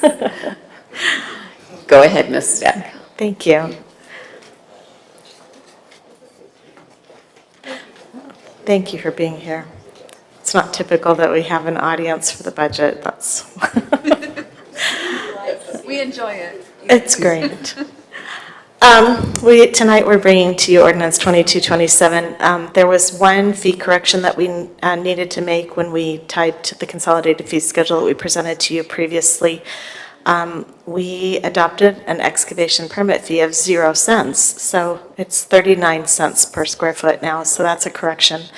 And then we're presenting to you a new fee of a public notice mailing fee of 60 cents per address. We would like, the development department would like to be able to process the public notice mailings. It makes it a lot easier for them and the developer. And they would like that fee to be 60 cents per address. I've confirmed with Mr. Langford that that is an appropriate fee. It is less than what you would expect because of our contract with the state mailing service for this kind of service. So thank you for asking. So that's it. We're just here to amend. Council Member He was first. Jacob? Thank you. Just a quick question, Denise, on that development public notice mailing fee. Is that, if we don't collect that, then the developer's mailing their own notices? Correct. And we just have to trust they're doing it right and getting all the. Well, that's part of the issue, is that we're having to confirm that they did it all right. Right. And so it takes us more time than if we processed it ourselves. Gotcha, okay. Because I believe I've heard that a few times in the last 10 Several years I've years. been doing this, that, I never got the notice, I never got the notice. Well, it's, the city wasn't sending out the notice, the developer was sending out the notice, then now we can take the blame if somebody didn't get a notice, so I appreciate that.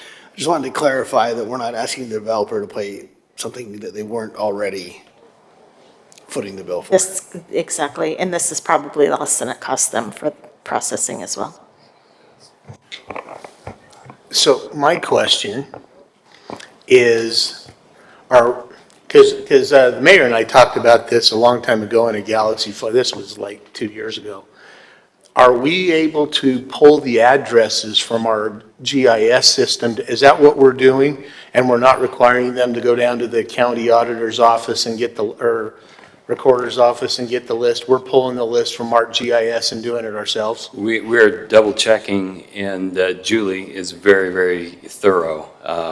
Even though current practices that, this is really going to help us take the full step to going paperless. We're having these applications come in via Dropbox and email and those types of things. And we do all that, and then we say, oh, by the way, could you travel all the way across town and bring us a stack of envelopes and make sure you got forever stamps on them, and on. And then they bring this list that we've got to cross-check and double-check. We can automate a lot of that. And it'll even get easier with CityWorks, where we can click on a parcel, it'll automatically populate a list 300 feet from the development. And anyway, it'll save staff time, it'll save the developer money, and it's much more efficient. So CityWorks will generate that address list because it can pick out the parcel and pick out 300 feet. We can do that already, but CityWorks will just make it that much easier. Okay. All right, if there are no other questions, I'll open the public hearing. If you're here to speak to this, please come forward or raise your hand in the chat. Oh, come on. Councilmember McConaughey, is anyone raising their hand? Oh, no. Okay. I will close the public hearing and bring it back to the council. Councilmember McConaughey. Move to approve ordinance 22-27. Councilmember Second. Jacob. We have a motion by Councilmember McConaughey, a second by Councilmember Jacob. Ms. Quick, when you're ready, will you do a roll call vote, please? I should note, we are transitioning to a new system, and so it's going to be great, but it takes a learning curve, right? So. Thank you. Chair Whitelock, Yes. Councilmember McConaughey, Aye. Councilmember Worthen, Yes. Councilmember Pack, Yes. Councilmember Jacob, Yes. Councilmember Bloom, Yes. Vice Chair Green. Yes. Thank you. That motion passes 7-0. Thank you. Next on our agenda is to consider Resolution 22-033, amending the city's tentative budget for fiscal year 2023. Ms. Steck. The amendment we're presenting to you with this resolution is all of the items that we discussed in the work session on July 27th, and that received the majority of the council's support. So what I've put before you is all of the funds that are being affected by those changes, and we'll move forward with those if there's any questions about any of the items, I'd be happy to answer them. I see no questions. So I will go ahead and open the public hearing. If you're here to speak to this item, please come forward.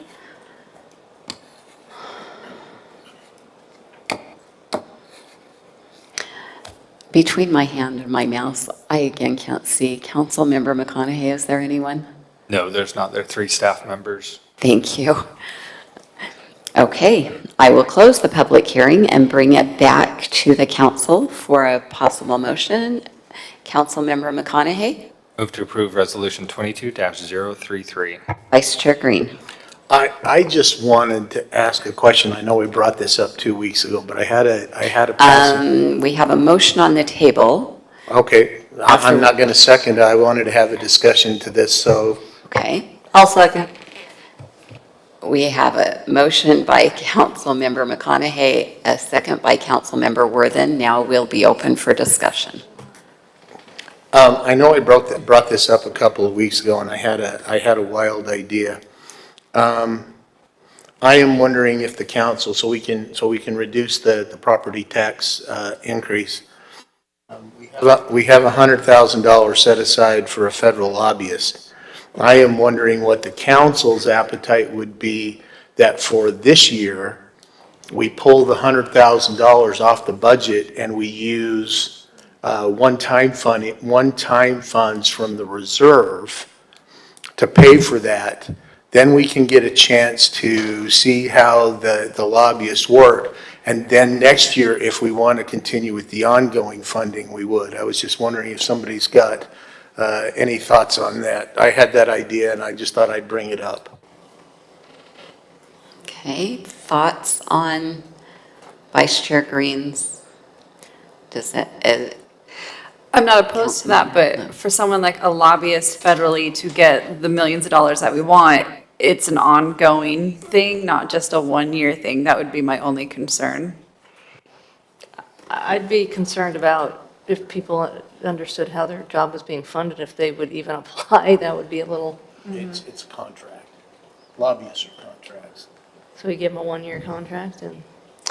Ms. Steck, what would that do to our proposed tax increase? Do you have that information? I do. Thank you for asking. It would reduce the average West Jordan Homes tax bill by $1.91 for the year. Okay. Councilmember Pack? Thank you, Chair.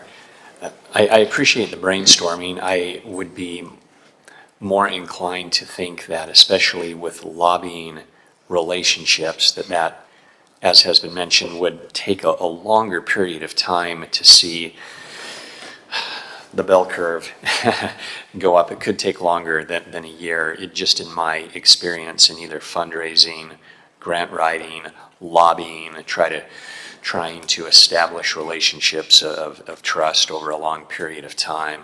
And I think that we would probably be better served hiring someone with him or her knowing that the contract wouldn't just be 1 year.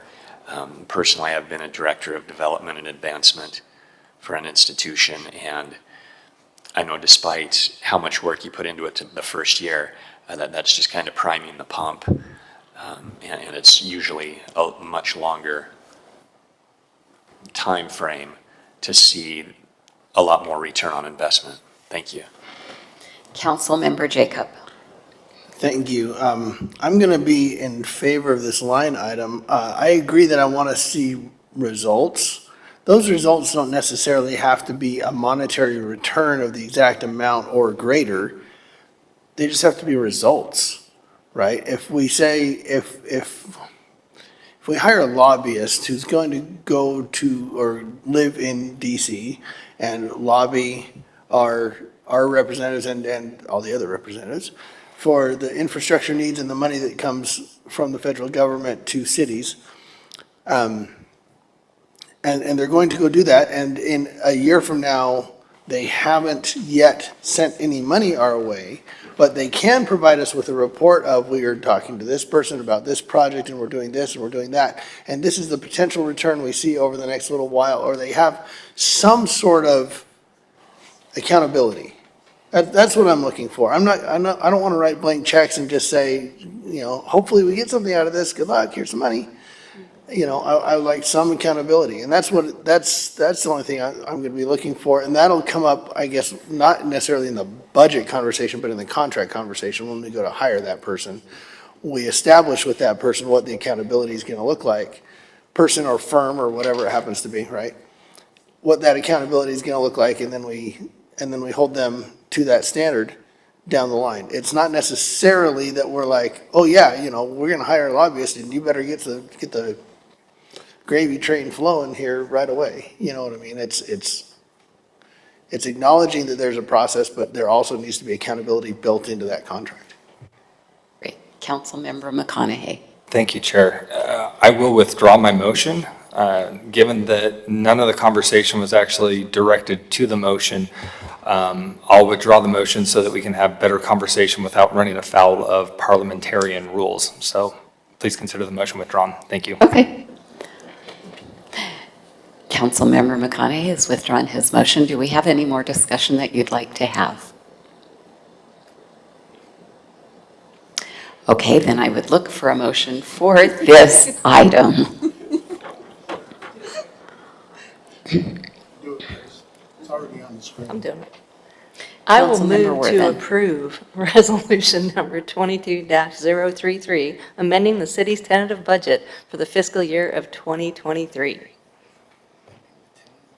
Oh, come on. I'll second that. We have a motion by Councilmember Worthen and a second by Councilmember Bloom. Ms. Quick, can we please have a roll call vote? Give her a chance to change the names. Help me remember who just moved. I Councilmember apologize. Worthen was your first motion, and then Councilmember Bloom was her second. Thank you so much. Okay. Councilmember Worthen. Yes. Chair Whitelock. Yeah. Vice Chair Green. Yes. Councilmember McConaughey. Aye. Councilmember Pack. Yes. Councilmember Jacob. Yes. Councilmember Bloom. Yes. Thank you. That motion passes 7-0. Thank you. The next item on our agenda is to consider ordinance number 22-41, setting the 2022 property tax rate. Ms. Steck. Thank you. This ordinance will set your tax rate as what's been proposed at .001476. On your screen, I've put the certified tax rate, which was if we had no increase, and the revenue source, and then the proposed tax rate, it's a 5.6% increase. I'm also showing you the property tax rate history for the city as well. This is the lowest property tax rate that we've had in forever. So, thank you.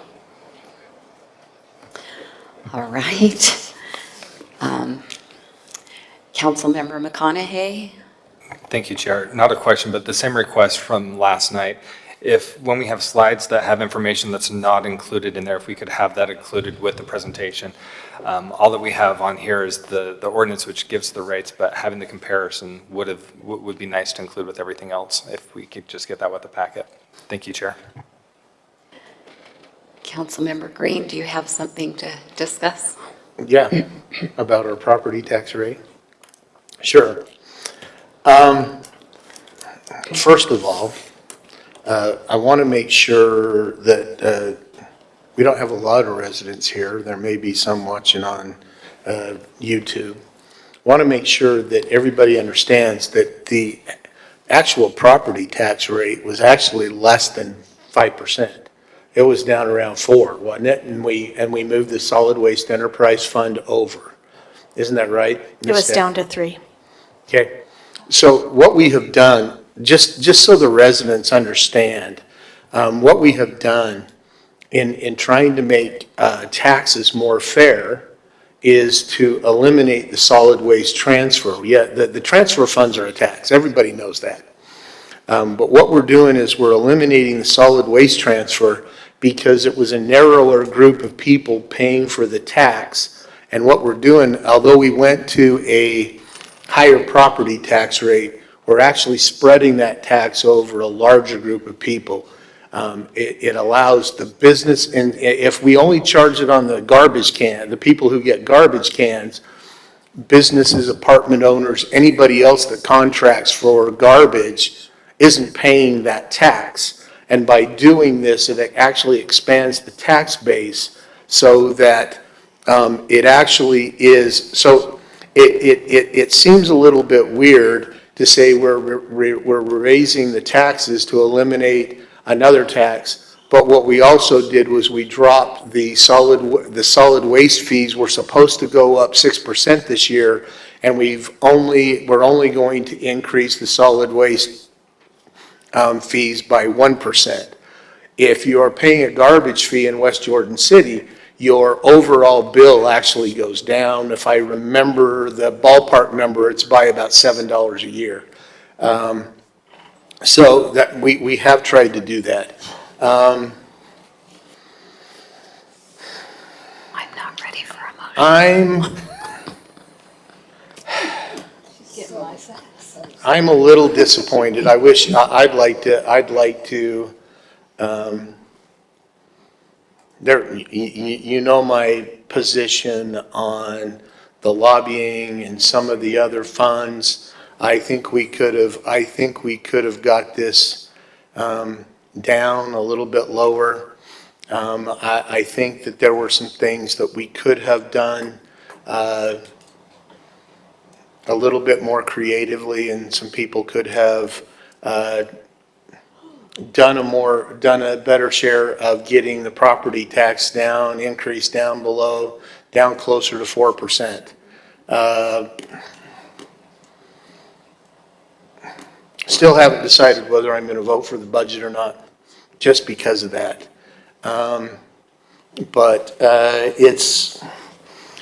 we do have a lower property tax rate, but we have a higher property value. As we heard last night,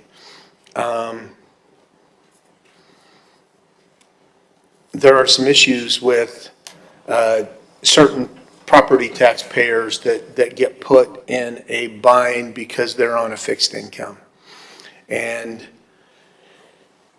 in some cases, they're house rich and income poor. And as the house values go up, they get squoze.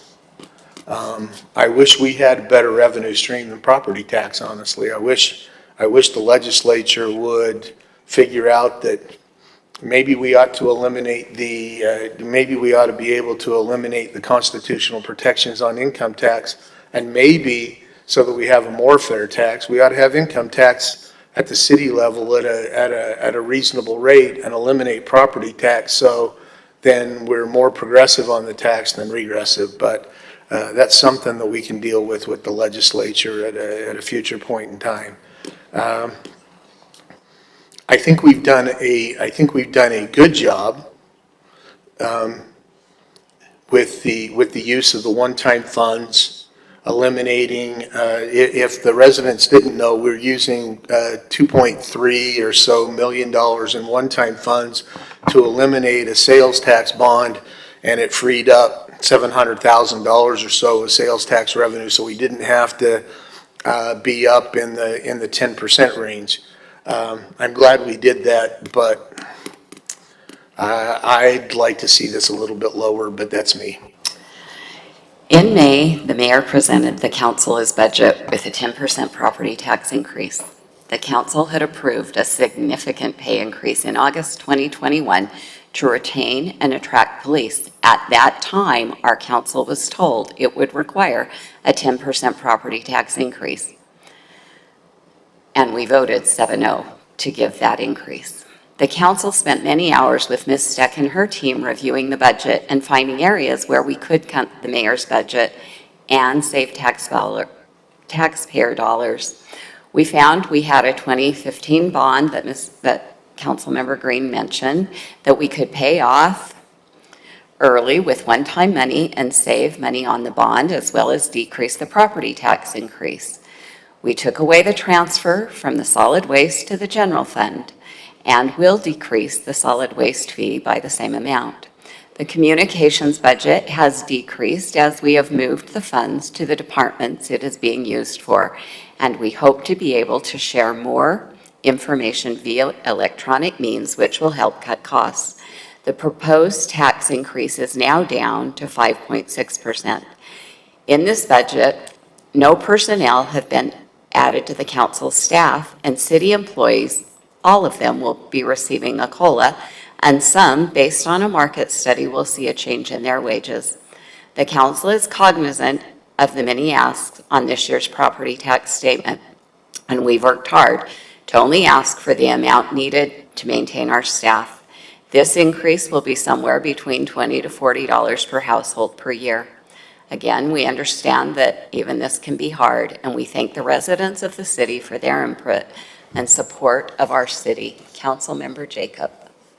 Thank you. I just wanted to weigh in on this just a little bit as well. I know in the past several years, I've advocated strongly for a tax rate freeze as opposed to a tax dollar amount freeze that the state kind of mandates that we do.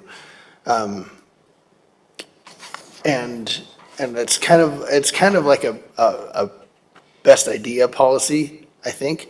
However, over the last 2, 3, 4 years, we have seen especially housing price inflation like nothing we've ever seen before, ever. So it's been probably a good thing that we didn't freeze rates, because then taxes would be like, it would have been, gosh, I don't even know. What was the certified tax rate that we were given on 0.11 something? And we would have, if we'd have frozen it last year at 0.17, that's 60-something% we'd be raising taxes? We would have seen a 28% increase That's only 28%? this year alone. Oh, right. So, yeah, I mean, it's huge, right? Based on housing prices, right? 28%, yeah. We're going from 0.11 to back up to 0.17. That's 6 out of 11. That's It was 0.13 something. Oh, 0.13 something, okay, nevertheless. Anyway, it would have been huge. 398. Yeah, 0.1398, yeah, you're right, okay. But it would have been huge. So I like tying the idea of these periodic smaller rate, and I still hesitate calling them increases, because look, from 0.0017 to 0.0014 is lower. It's the lowest tax rate we've ever had, and yet we're calling it a tax increase. So that's because the state makes us call it that. It's really a tax rate decrease. So having this tied to, tax rate tied to a adjustment tied to an inflationary marker of some kind, which we haven't officially done, but that's kind of the tack that we're taking. Last year doing 2 point whatever percent we did, and then this year doing 5 and change. We're still about half of what inflation is, like we were last year. So we're being consistent, and I like that. So I'm appreciative of where this is going, recognizing that any change this year is going to be magnified by what housing prices have done and house values have done over the last couple of years. And that is, as much as I'd like to control that, that is way out of city council control, let alone anybody else. So anyway, I just wanted to weigh in on this. I think I'll be voting for the budget tonight. I wasn't sure I would, but I think I will. Councilmember Worthen. I don't think everybody's putting their 2 cents in, and I'll put in my 3. Is that because of a tax increase? Well, first of all, I'm just waiting for everybody to Inflation. start crying, Inflation. because typically, numbers make people cry, which I think is kind of funny. I really enjoy numbers. I enjoy budget. So, but it's hard. I mean, honest to God, this is the hardest thing. I've been working with numbers pretty much my entire career. But it is hard when you're dealing with a city budget and you're talking about, I mean, these are our dollars. We live here. So guess what? We get the same tax increase that you guys get. So it's affecting us just like it affects you. I mean, we live in the same neighborhood, so we're trying, what we do is we listen to the citizens as much as they do come to us, and then, we make the best decisions that we can make. The majority of the tax increase does go to salaries. We can't not pay our employees, or we won't have employees. We won't have police, we won't have fire, we won't have staff. I mean, everybody expects a raise every year in their companies. Our staff, they deserve that as well. I mean, they work hard, and they work very hard, and the city works really lean in comparison to other cities. But we have to be competitive in our wages because we need to keep our people. If we don't, we won't. So I very much support taking care of our foundation in our city. Our foundation is our people. They do a great job, they work hard, we need to keep them, and I have no question on that. Are there a couple things in the budget that I would pull? Yes. I mean, you don't get everything you want because there's 7 of us and we're also running an entire city, but that's what compromise is about. But honestly, Denise, your team, everybody that worked on this, thank you for your time, thank you for your energy, thank you for taking the phone calls and digging in and looking at what we can do. I think I'm very proud of this. But last year, I really struggled on last year's budget. I feel good about this budget, especially in what's happening around us. I mean, I think we did a really good job. So I want to thank everybody here that put their time in, put their energy in, and I want the citizens to know this really was a lot of work that went into this, and we are keeping you top of mind because, again, we live here too. I mean, if I could cut everybody's taxes by 20%, yeah, I would. But hey, guess what? You kind of need police and fire and park workers and people to run the city. So with that, can I give a motion? Or I guess now more people want to say stuff, so Yeah. I'll wait. Thank you. Councilmember McConaughey? Thank you, Chair. I'll be brief. I will be supporting the rate that's been proposed. However, personally, I think it should be higher. I cannot strongly enough express how much I dislike that utility fee transfer. I would rather see higher property tax rate, decrease on the utility fees, and see it all right there. However, I also realize that I'm only one of 7, and I'm not going to be able to make that change tonight. So I just want to be on the record sharing my opposition to that. Thank you. Councilmember Bloom. Thank you, sorry. I also want to be brief. One of the biggest things for me was our elderly and our seniors adjusting with this. And I know I've had talks with a few of you about this, and at the end of the day, we need our legislators to get involved. And I know there is some talk on that, but it's in their hands to help with that. And I encourage everybody, talk to your legislators. Let's get them on board so we can work together as a community to help those who struggle each year as these prices go up. And that's where I want to say, but I also want to thank you for the hard work and thank you for the budget book, the homework that made it so much easier to study and dive into. So thank you. Councilmember Pack. Great, thank you, Chair. I'm grateful for all the work that's been put into this, really. I think in the collaborative effort, it really helps because you don't get one person's point of view. You're seeing things from different departments and different necessities, and then you're trying to put all of the pieces of the puzzle together.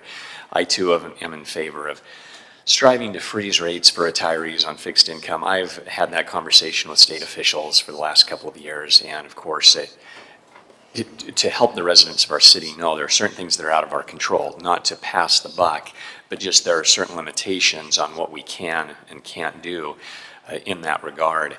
My own mother's on a fixed income. Social Security is her income, and although she does get a bump in an increase yearly, the rent on the place that she lives goes up more than the rent, so she's falling behind, and she doesn't mind me mentioning that. And definitely agreed that we are servicing more people at higher prices for goods and services, and so in order to service, we definitely need to have the revenue to be able to do that. I feel that when you try to save money, it can cost more money in the long run. For instance, if we have some type of litigation, Mr. Wall, I wouldn't want our city to have a $40,000 lawyer competing with a $120,000 lawyer on the other side. That might be, that might not bode well for us, and we'd actually lose more money in the long run. So I appreciate people who have contacted us, the emails, the phone calls, the personal visits. If there would be a better way, if someone has a better idea, I believe that all of us are open-minded into figuring, into assessing and listening.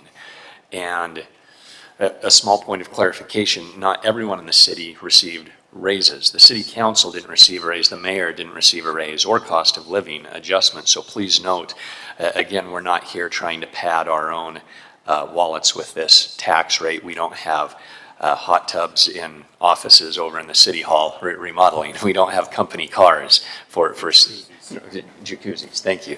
Hot tubs in our offices. So Do we have an office? We have one little room that we can meet with a constituent in that has a table and 2 chairs, and that's basically it in case we're not comfortable meeting at our place of residence or at theirs. So that's it. So please note, as Councilmember Worthen aptly said, we're in your community. We pay the same tax rate. We're just striving to do what's best in terms of funding the necessities of the city. Thank you. Thank you. I see no other lights for discussion, so I would ask for a motion. Councilmember McConaughey. Move to approve ordinance 22-41. I'll second.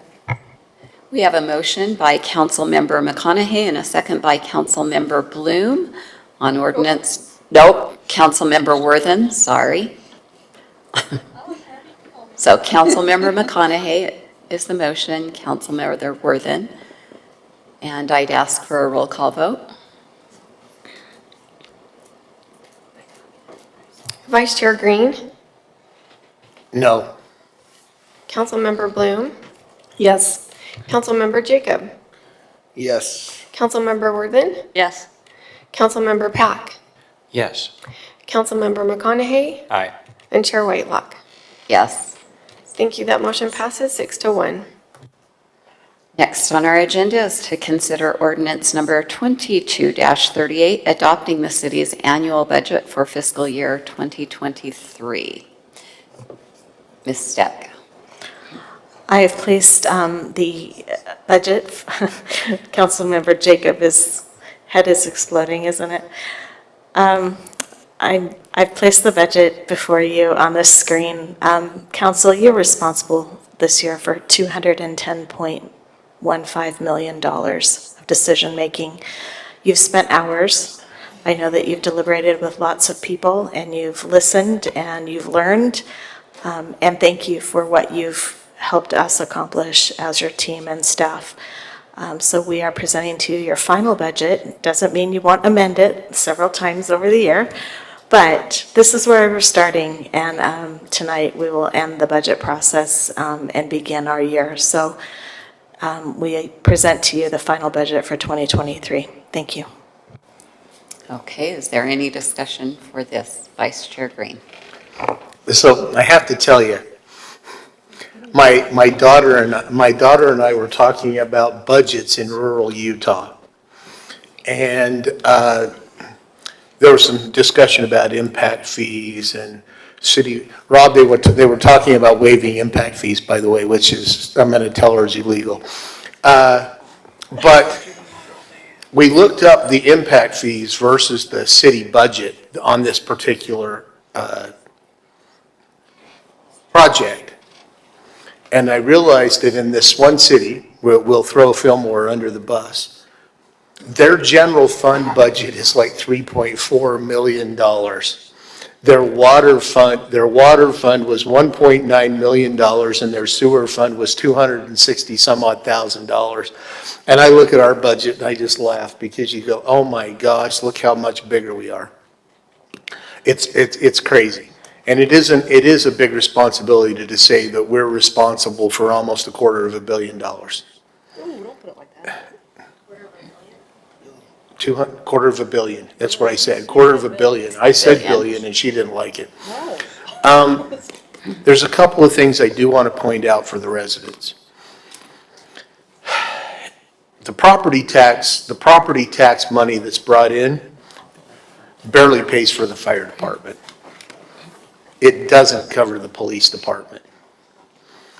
police department budget is someplace in the neighborhood of 30-something million dollars, if I remember right, and property tax is about 18 or 19 million. Am I close? I think the police budget's 23 million. but Oh, yeah. 23, okay. The one thing that I won't shortchange is public safety. As Council Chair Whitelock read, we did increase police salaries by a substantial amount last year, and we knew that that was going to be a large ongoing expense. For the residents that don't know, besides the salaries, it normally costs about $130,000 to train an officer in their first year. If we're paying salaries plus $130,000, it's easier to give the police a raise than pay that turnover that kills us because it destroys the culture and it hurts professionalism in the department. It's also the same for the fire department. I do think, and Council Member Worthen is absolutely right, there's some things that are in this budget, I've mentioned them, that I don't like. But I think at the end of the day, and I think we could shave another $200,000 off this budget. We could have lowered the property tax, that's why I voted no. But at the end of the day, this budget overall is pretty close to where we need it to be. I think next year we need to look at some over the course of the next year. I think we need to take a serious look at things that affect this budget, and I know that Councilmember McConaughey has mentioned this before, we need to look at how many lane miles do we need before we add a new snowplow driver? What's the police officer to population ratio that we actually want? What's the fire department ratio? What's the parks department ratio? I think we need to get into more metrics so that when we get increased growth in property tax revenue that's natural by bringing certain things on, that we're using the increased growth for the new employees and we're not using increased growth for non-essential spending. And so I'm hoping that over the course of the next year that we can start to develop those standards, that we get better perspectives.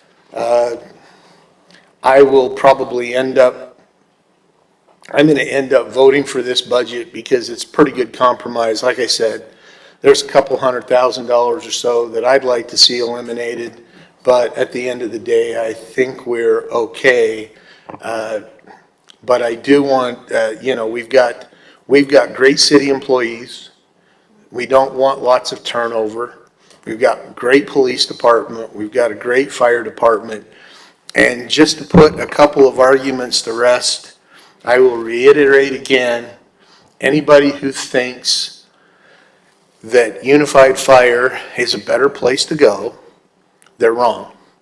Unified fire would have cost us 70% more. Their per cost is about $170 a person, and ours is about $100, if I did my math right. I could be wrong, it could have been $100. But there's 30-40% higher if we would have gone to unified fire, if we were in unified fire. We've had some people talk about, well, why don't we do things like Riverton? Riverton doesn't have a property tax. But what they don't tell you is that all of Riverton's property tax they're in a separate district that pays for police and fire, and they're twice as much property tax as we are. If we put twice as much property tax as we're charging now, put it into police and fire as dedicated funds, our general fund would be rolling in the money. When I did I did some basic rough math one day, and it would have given us a $4 million surplus. And it's like, wow, that would have been great. No wonder some of these cities, because all the money that's generated by sales tax doesn't pay for police and fire, the property tax does, and it's tough. So I'm glad with the way we do it. I'm glad we don't do it like some other cities do. I'm glad our tax rate is near the lower end of the spectrum. I'll vote for the budget, but, so thank you. Councilmember Jacob. Thank you. I'll just echo what Councilmember Green just said. Like I said, I wasn't sure I was going to vote for the budget tonight, but I think I will, mainly because you're right. I think we did land on a good compromise spot. We ended up saving some money. We ended up using some one-time funds that we had to pay for one-time expenses that would have been ongoing expenses. So we did some good things. There were some very creative solutions proposed here that ended up in a good spot. Now, I thought we could have saved a couple $100,000 also by phasing in the employee compensation study rate increase and doing a little bit now and a little bit more next year and phasing that in. But that's just me, and nobody else agreed, so that's fine. So we come to a compromise. That's how this works. We sit and we talk and we hammer it out and we have discussions and we come down to a number. Now, I'm shocked at the number. It's a huge number. When I ran for office in 2013, it was 120 million, that total. Now, granted also, when you started working at, Arby's in 2013, you got paid $7.50, and now you get paid 15. So, yeah, now you're getting double, and so we got to pay people double, and, when they go out to lunch at Arby's, it costs double. So it is what it is. Prices have gone up, so have the dollar amounts. Still shocked at the number, but yeah, in support, I appreciate the work that staff has done on the budget and the work that the 7 of us have done on this budget. I think it has been a good, thorough process, and I think we've landed in as fair a place as we can. And so I'll leave it at that. Councilmember McConaughey. Thank you, Chair. First of all, thanks to the mayor and his office for listening to us as the tentative budget was put together and presented to the council and then adopted by the council. I'll be voting in favor of this budget because I feel that it is better than what was originally brought, thanks to the continuing evolution and updates that have been made. So thank you very much for that. And also quick thank you to those who are still here with us. It's not often you get folks who stay the whole meeting through all of this. So thank you for being with us tonight. Thank you, Chair. Thank you. So I would like to echo my gratitude for those that have stayed. It's so nice to see our residents want to be involved. The hardest decisions, look at that number. And each one of those individual numbers are decisions that your council makes on your behalf. And it's much easier to have input to help make those decisions. So thank you. And thank you again to our council and to our staff for all of their work on this budget. I do need to say this, it did require for this budget to be passed, it did require a property tax rate increase.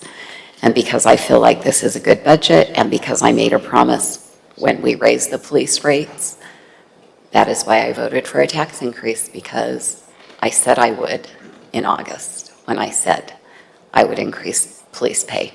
So thank you to everyone. I would look for a motion, or I'll give a motion. Councilmember McConaughey. If you want to give a motion, I'll second, or I'm ready with a motion as well. Go ahead, Councilmember McConaughey. Move to approve ordinance 22-38. I'll second. We have a motion by Councilmember McConaughey and a second by Councilmember Whitelock for ordinance number 22-38, adopting the budget. Ms. Quick? Chair Whitelock. Yes. Councilmember Worthen. Yes. Councilmember Pack. Yes. Councilmember Jacob. Yes. Councilmember McConaughey. Aye. Councilmember Bloom. Yes. Vice Chair Green. Yes. Thank you. That motion passes 7-0.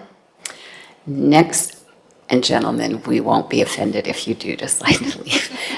But the next item on our agenda is 22-42, amending the West Jordan Municipal Code by creating Title 1-4, Elected Official Compensation, and deleting Title 1-6-4 and 1-7-2, and consolidating in a new section. I don't know who's speaking to this. Council Director Anderson, are you? Yes, thank you.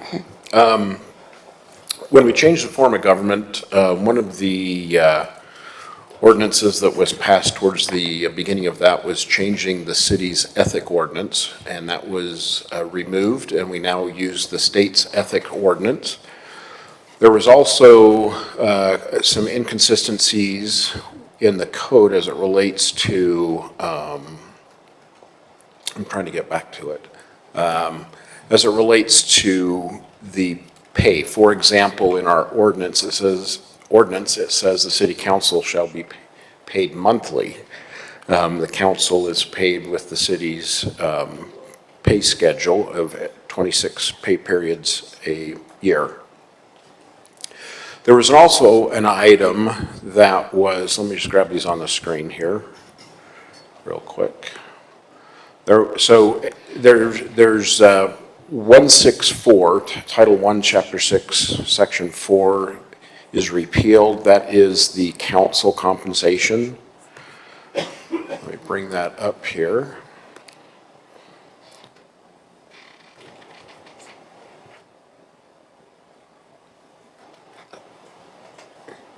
So you see on the first line there, it says each member of the city council, including the council chair, shall be paid a monthly salary and other compensation and benefits consistent with the compensation schedule. So part of these changes removes the duplicative phrase of including the council chair, because all of you are council members. It says shall be paid a monthly salary. You are paid with the city's regular compensation, the $18,000 divided by the 26 pay periods for your efforts on behalf of the residents in the city. The other one that we cleaned up is the mayor's compensation. This does not change any of the elected officials' compensation. This is just the coding that clears it up. So the mayor one is much longer. So it just, this talks about, and it hasn't changed in the new, we cleaned up a couple words talking about the current mayor versus the next mayor. This is a discussion that you will actually have coming up early next year as you define the salary for the mayor for the upcoming election. So this is all stricken out of that, and there's a new title that is called elected official compensation. So, and I'll show that right now. And then there's a second part to this that we'll discuss. So all this information is on the website. So this one here is the new proposed section. And you can see that it adds some consistency. This is 141. It talks about the council shall be paid over the 26 pay periods, which matches what the mayor's code says. Talks about the city's regular payroll system, including the withholding of state and federal taxes, which matches the mayor's code. And also set forth in the compensation schedule or salary table adopted with the annual budget. As you remember, we had a work session late last year that talked about, there was a discussion about whether council should have regular COLAs. State law requires you to have public hearings anytime that you want to address your pay or the mayor's pay. Any kind of increase shall be approved on a compensation schedule, and that state code that mentions with the public hearing is 103818. So you can't add a automatic COLA into your salary. Mayor's the same thing. Each four-year mayor term, the council defines the mayoral salary for the next 4 years. Talks about the successor mayor, the prior mayor. If a mayor leaves office early, that it stays the same pay for the subsequent mayor. The mayor can give consent to reduce his compensation, and that amount is placed in the general fund. It cannot be reduced without the mayor's consent. And again, there's the 26 pay periods. That stayed the same from the previous code. The mayor receives the standard benefits. He's not required to, or the mayor's not required to submit timesheets. They can be, they're not receive executive or comp leave. They're not entitled to merit increases, performance increases, and COLAs afforded to city employees.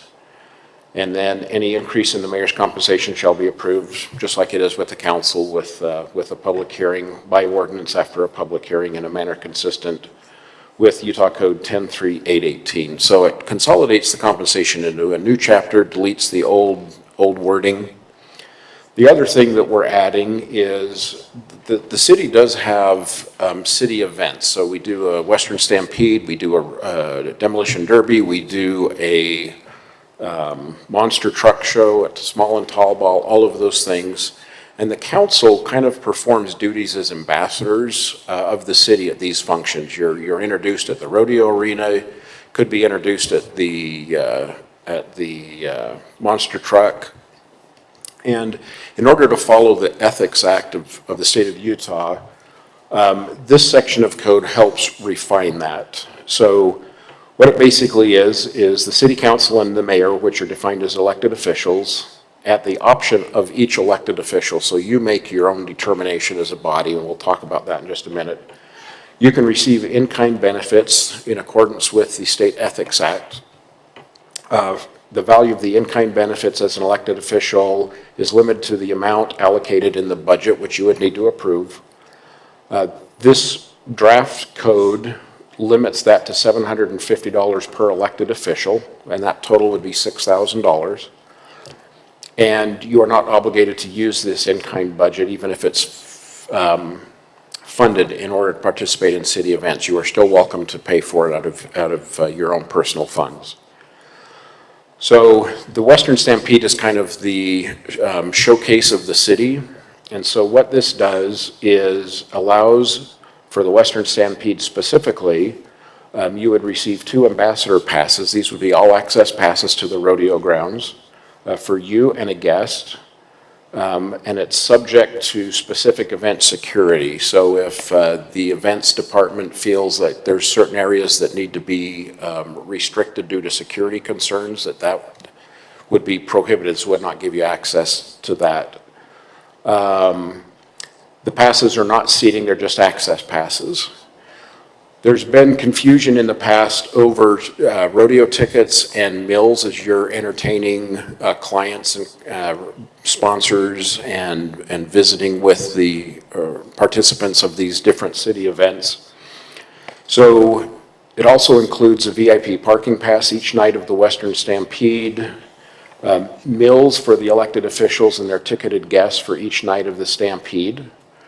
So as you purchase tickets, you'd have meals for that. The meals would be, the cost of that against the in-kind budget would be based off the General Services Administration per diem rates, which currently is $16. And I'll get to why that is in just a minute. For arena tickets, you can secure seating for elected officials and guests in any section A through I of the arena using the official ticketing provider, which is online at westernstampede.com. When the city begins to sell tickets to the public. And the tickets can be used or distributed at the discretion of the elected official. If there's different clients or guests that you would like to bring to the rodeo, you would be able to do that. Tickets, so that's the Stampede. Let's think that's the Stampede. So how this would operate is you would fund in the events in-kind benefits section of the budget, you would fund up to $6,000. You can choose if you want to not have your $750, we just reduce it by that amount. When you want to attend the Western Stampede, the city would provide you the 2 ambassador all access passes, the VIP parking pass. You would then purchase tickets online, and those tickets would be charged against the in-kind benefits, and IRS regulations would require you to have that reported as taxable income on your pay. Same with the mills, which is at $16. And you would be able to do that up to that limit of the budget of $750 per year, if that's what you funded. So that's specific to the Stampede. All other city events includes tickets, it includes ambassador passes, so like the small and tall ball. You can secure tickets for the elected official and guests using the official ticketing provider. It also clarifies that when there are other official functions that's not a city-sponsored event, so maybe it's a chamber event, that if there's a cost for the function, the budget amount may be used to pay for an additional guest to go to the function, because it typically is a +1. So what this does is this brings us fully following the State Ethics Act. It provides a budget mechanism to follow the Ethics Act for you to participate in different functions. This is different than what we've done before, but with the changes that have occurred, this is what's being proposed at this time to allow you to fully participate with city-sponsored events and outside events. Councilmember McConaughey. Thank you, Chair. So quick clarification on the meals. Let's say the meal is like a $5 Chick-fil-A sandwich. That's still recognized as a $16 meal? I think this is planned, I don't know, maybe Denise can help. I think this is. Ms. Stack? We have a question. I'm sorry to interrupt you. It has to do with the cost of a meal basically for the Stampede. Like sometimes Chick-fil-A is served, and that's certainly not the $16 that our per diem is. We're talking the GSA reimbursement for meals at the Western Stampede. And so the question is? So my question is, now if we're serving on the rodeo committee or something like that, will we see, I would assume a $32 charge because 2 meals at $16 a piece for what might be a $5 meal?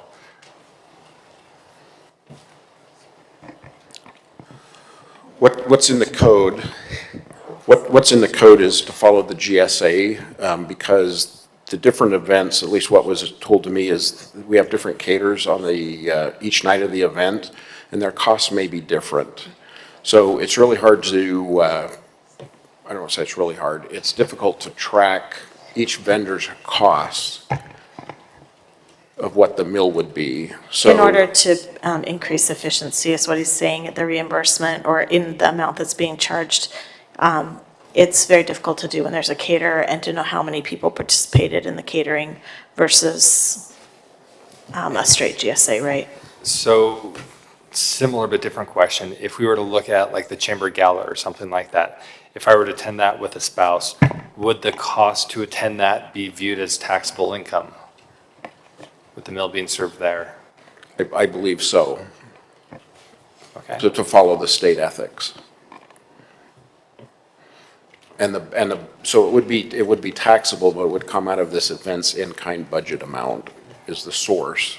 But yes, there would be a tax. And then the overarching question, with all of this being called out specifically in the ordinance, if GSA changes something or there are limits that are changed or things like that, are we going to have to update code here as well rather than just reference what's over there? It's just referencing the GSA rate. So as the GSA rate changes, I would imagine that what would be reported for taxable income would match that. Okay. Thank you. Councilmember Pack. Oh, thank you, Chair. Earlier today, when I was looking at this, there was just one contradictory point, because I know that we've been mincing over meals. On line 88, it talks about not having meals included, and then 992 says yes on meals. I don't know if that's referring to just the ambassador pass doesn't include a meal, but it just seemed a little contradictory on there. I know what I did, for instance, with this last Western Stampede event is I brought family members and friends, and it was appreciated to have the pass, but that didn't offer a seat either, so I still had to get a seat, and then I didn't want to have a couple of seats here and then have everybody else sit in a different place, so I ended up just buying the tickets. And I understand we would have a $750 allowance for each member, but we would be charged we would be paying tax on that if we used it. So to me, I just, I appreciate it. I just end up buying tickets to, when I go to the to the Cultural Arts Society, or when I've been at the monster trucks or demolition derbies, just to make things easy. And even though this is in code to be ethically allowable, it just seems like it's a lot of work. But I do understand the taxation idea. For instance, I teach at a government subsidized college where they give you a holiday Christmas bonus of $25, but then there's a note on there saying that you'll be taxed on this gift card. Merry Christmas. Yeah, and that's IRS rules. You're receiving an in-kind benefit, right? You're receiving tickets and mills that you're not paying for. The IRS sees that as taxable income, and so you pay tax. There's nothing I can do about that. What this does is this defines the benefits, Wait, makes it didn't we clear. just hire a federal lobbyist to do something about, never mind. What this does is this defines the benefits. It makes it easy to do. You don't have to use it if you don't want to. If you don't want to do the in-kind tax, you can purchase your own ticket separate. There's 7 of you. Each of you have different needs. Each of you have different requirements. This provides a balance, I think, to provide that. If you would choose to adopt this ordinance, this code change, the only thing the council will need to do is budget that in-kind benefits. And then when the tickets go on sale, if you wanted to purchase 10 tickets, you could purchase 10 tickets from your own funds. You can use this in-kind benefits to receive tickets. You would pay tax on those to follow the law. And you would go and enjoy the time at the rodeo. And you'd have reserved seats. You could pick front row seats. You could pick up in high bleacher seats. You would also have 2 access passes to take two guests throughout the rodeo grounds to do your introductions. You can eat meals. You could spend all the money on 20 tickets, all that in-kind events on 20 tickets, 30 tickets, 40 tickets, whatever you wanted to bring in.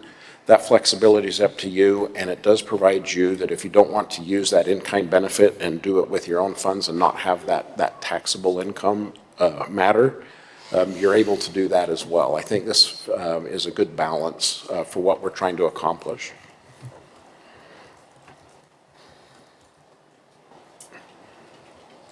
Anything else, Councilmember Pack? Oh, yes, thank you. Just following up on that, because the other point that I wanted to clarify then, because you're talking about being able to bring guests. My experience serving on nonprofit organizations is whenever you have an influential person who really would be a bona fide asset to showing around a certain event, then you get these access passes for free admission. So, but I can understand, especially in the political realm, that could be viewed as, hey, you're just giving some tickets to your friends, or how would we vet that to be above board? And then also, would we have to pay the tax on these passes that we're trying to give some other people, or would that just be for ourselves and the +1? The ambassador passes are designed for you +1, and that's because you're an elected official of the city, so there's no value to be taxed on those. So if one of you comes to the event to be introduced, you can get into the arena with the access pass. You don't have to buy any tickets. You don't have to buy any mills.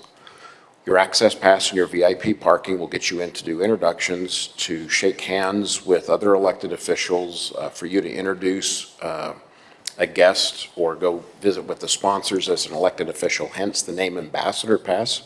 You're an ambassador of the city. And when you're done with that, at any time you want to leave, you can leave. If you want to stay and watch the rodeo, there's an avenue to do that by purchasing tickets. If you want to eat lunch or eat dinner, there's an avenue for that for you to get tickets. Because you are elected officials and to comply with the Ethics Act, there is an opportunity through the events in-kind budget to be able to secure those tickets. Maybe you've got friends that are on a different city council or a county council or a legislator that you would like to entertain at the rodeo and talk about lobbying things or talking about ideas. Those options are all available through this ordinance, and all it would have to do going forward is just a budget, fund that line. Thank you. Councilmember McConaughey. Thank you, Chair. So a couple different thoughts. One of them that I'm still stuck on is going back to the idea of the mills. I'm having a hard time reconciling the difference between meals that are consumed during the course of performing council duties. So if we're out there at the rodeo because we're here for that, that one becomes taxable. Yet here at council meeting, if there's food prior to the meeting, would I expect that that would become taxable as well? I'm neither a CPA nor a tax lawyer. I don't know. So I'm curious the difference because they both seem to be meals served in the course of performing duties, like when we come to help set up with things. Or, for example, with the rodeo, the breakfast, where council's working, some council members were here to serve that. If they also consume that, is that now taxable? That seems weird. Can I jump in here on that one? I did a little bit of legal research. The meals that we get before council meeting or the one-time occasional, the IRS rules permit those without taxing. The ordinance here, I think, is just designed to make it more consistent that if you're buying the tickets, and you want to buy, you're buying tickets, you're buying your own literally buying your own ticket into the arena along with anybody else's. The idea, the way I understand this, would also be that you're buying both meals. The budget is, and I had a question, and I'll shut up there, and then I have a question for the mayor. Ms. Steck, did you have something to add? I do. I was actually audited for this at another city. And it was deemed that these are de minimis meals before a council meeting. And you're correct, Councilmember Green. When the meal is added to an event that has a ticket that has a benefit to it, it's added to the total package of the experience or whatever you're participating in versus coming to council meeting and it being a part of that day. So it's a de minimis amount for the meals that are provided before the council meeting. Not to mention that the amount that's spent on those meals, if you divided it by the number of people that participated, it's well less than $5 or. But I think that's part of Councilmember McConaughey's point is some of the meals served at the Stampede are also only about $5.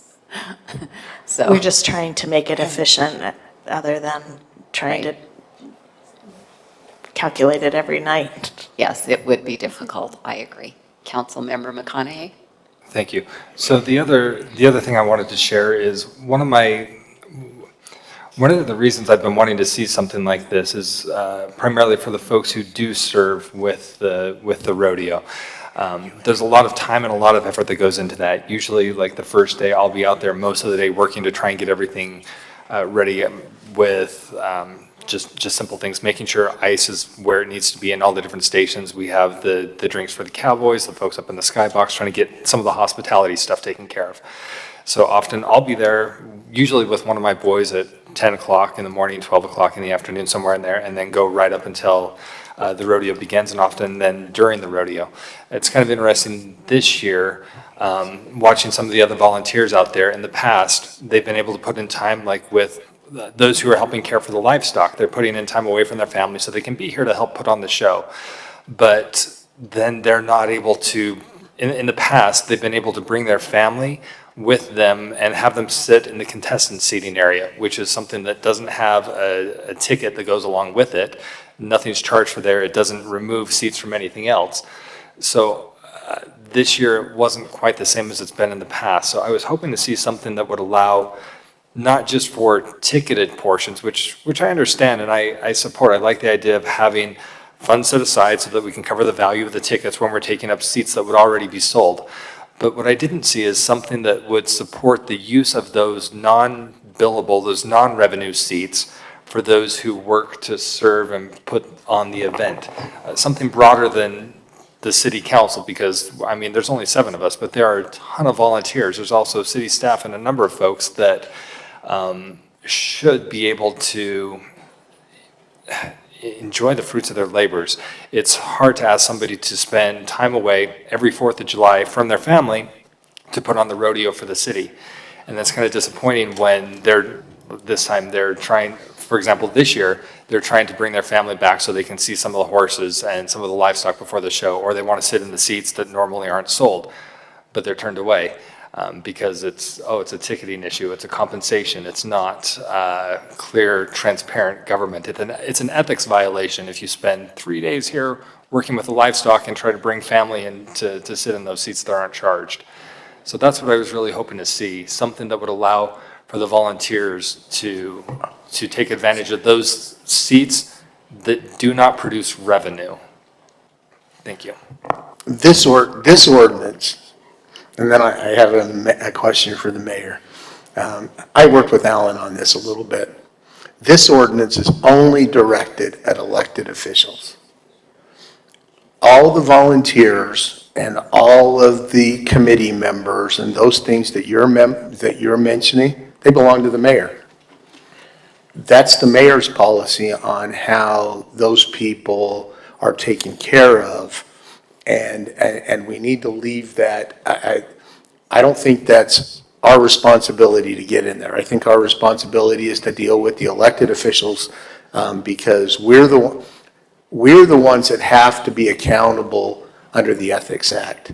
And the mayor has the ability to deal with committee members, volunteers to say, okay, yeah, you're working, you can bring a family member, they can sit in Section K. So that's part of it. Mayor, I did have one question on the one line. It talks about a max of $750 budgeted. I know there was some discussion that may not work for the mayor's office, and I'm wondering if we should just, I'm wondering what you think about that limit. Do we need to modify that line that basically just says as we're placed in the budget, if yours was a little bit higher because you work full-time, that's based on what you put in the budget. Ours is based on what we put in the budget. I'm just interested in your thoughts on that. I'm trying to figure out why I even need the 750 because I don't take seats. I don't do that. Unless you're thinking of people that I invite, because I invite senators and representatives, but I don't actually take that out of my personal one because I don't consider that a personal invitation. I consider that a city invitation. And so the city pays for their tickets. But that's what we're trying to eliminate here, is part of that. So.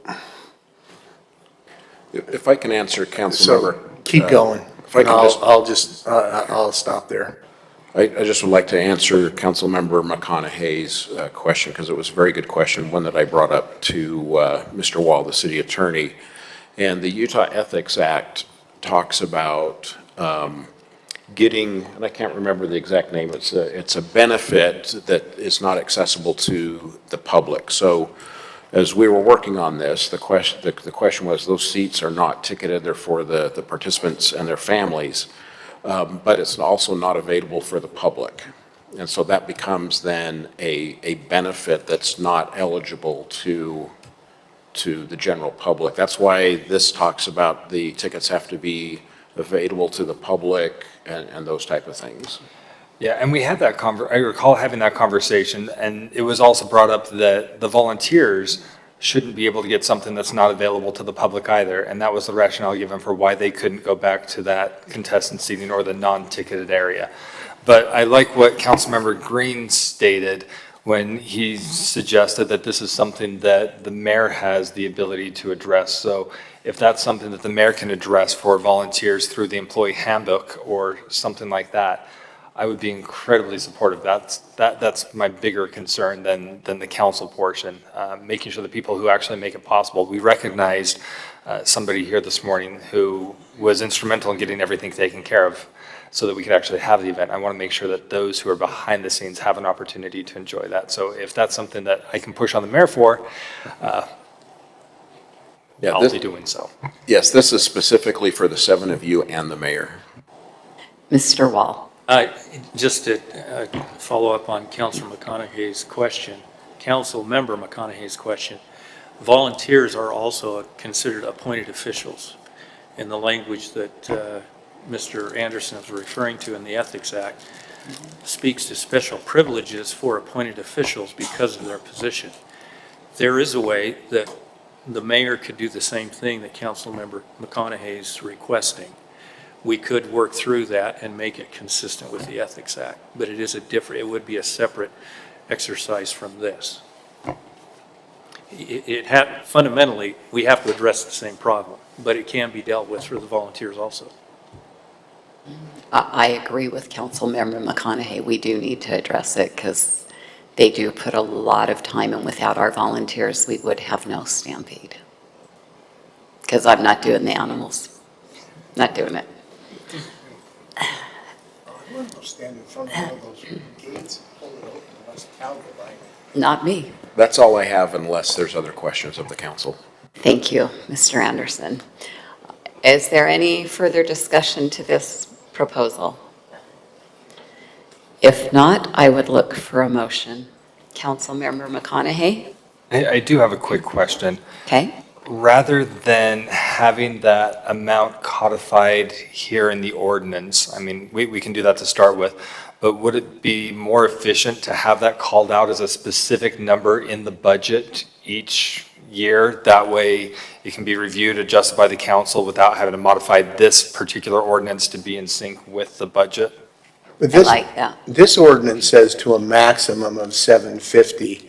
But I know where you're going, so I'm okay if we want to strike that line.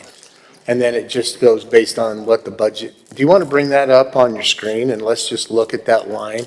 Because I know where Council McConaughey's coming from, is that as things change, how often do we want to change that number in the ordinance? And maybe we can just change that wording slightly to just change that.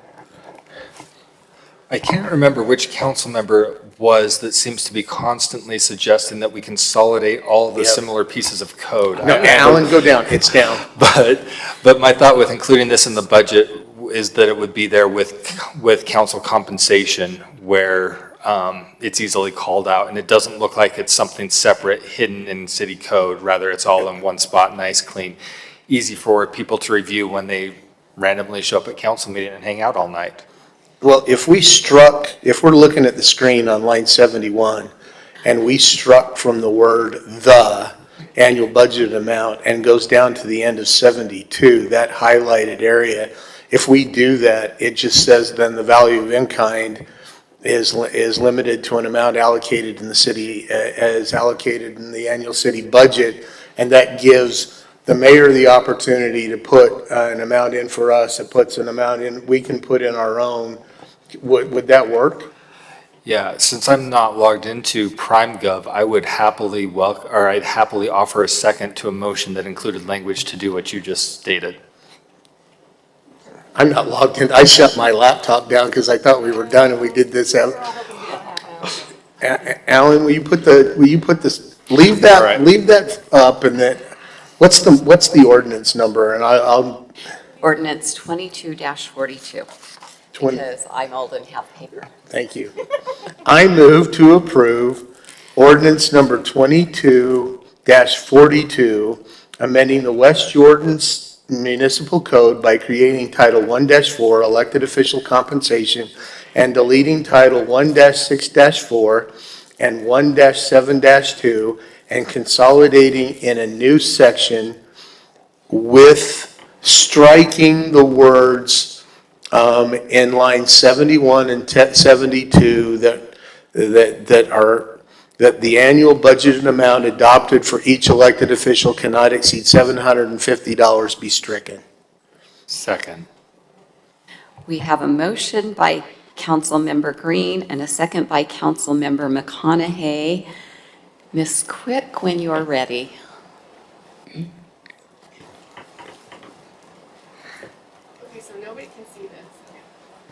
I'm going to read what I heard you say. Is that okay? Yep. Okay.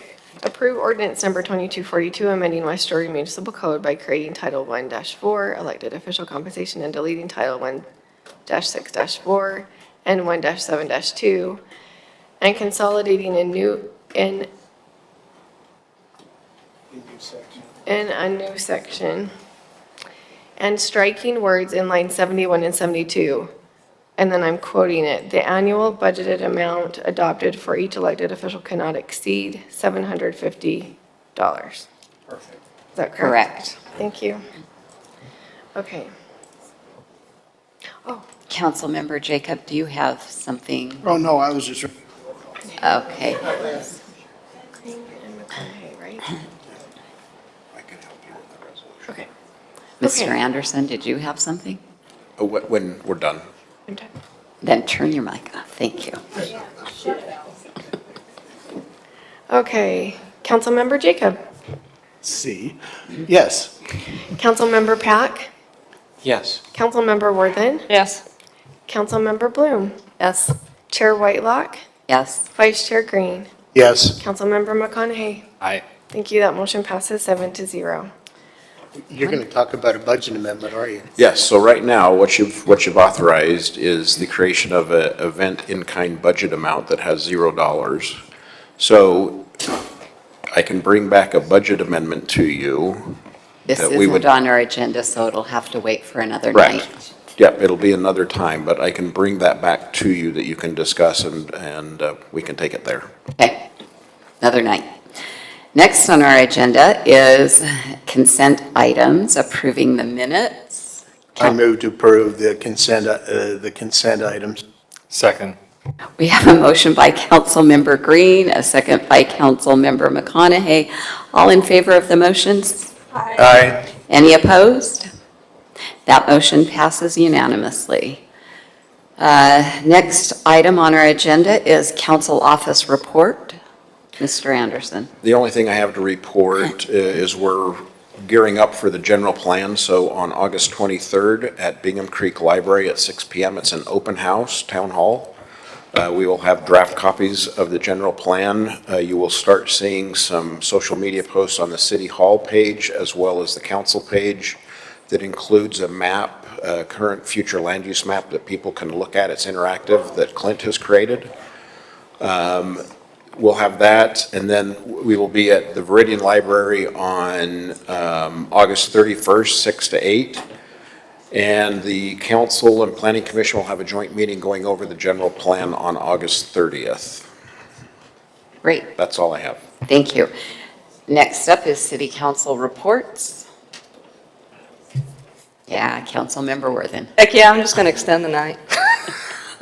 First of all, thank you guys that are still here, because this is like never happened, so very much appreciate you. And second of all, I just want to let everybody at this table, that table, and the back table know how much I appreciate all of you. I really do enjoy council, I enjoy coming, and it's really because the people make it, and you're great to work with, so that's what I'm going to say tonight. Councilmember Pack, then Councilmember Green. Thank you, Chair. I just want to thank the city staff for being so responsive to inquiries when I'm emailing and texting and calling on behalf of residents who contact me for various issues. Very responsive. Thank you very much. Also, one item perhaps that we could discuss at a later date is I've had some inquiry from various residents wanting to understand who our appointed volunteers are, and there's a page on our city website for the elected officials, but not necessarily a brief bio on who's serving on planning commission or design review committee. And so when we have one thing that I was thinking perhaps we could do is when we have that one PowerPoint slide that mentions qualifications of each individual that we are considering to appoint, maybe that could just be uploaded to the website to be the short little bio of each individual. Because it's interesting that I've had numerous requests for people trying to figure out who are these people that are serving on these committees and how do I find out about them. Thank you. Great. Vice Chair Green. I just wanted to pass on one piece of information. Yesterday, I went to the Association of Municipal Council meeting, and the topic was public infrastructure districts. And I will just keep it short, but it is amazing how creative some cities are starting to use PIDs. And there may be some possibilities that we may want to look at creating some PIDs. One that came up really interesting was that they're using PIDs with tax increment financing and use the tax increment instead of raising the property tax like we dealt with the Woods Ranch one. They're actually using the tax increment financing, freeze the property taxes, use the tax increment to pay off the PID bond.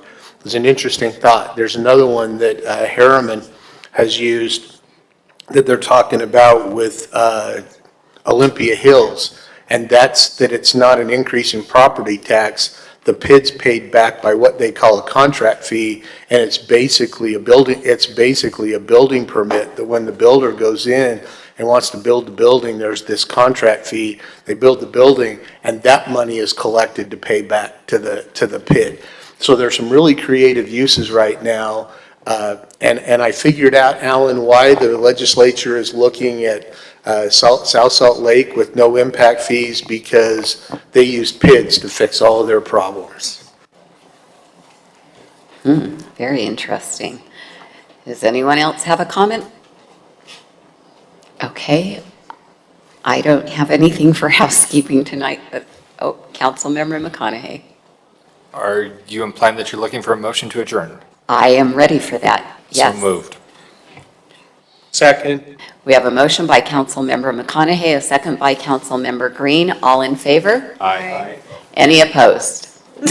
That motion passes unanimously. Thank you, everyone, for being here. Forces a roll call vote.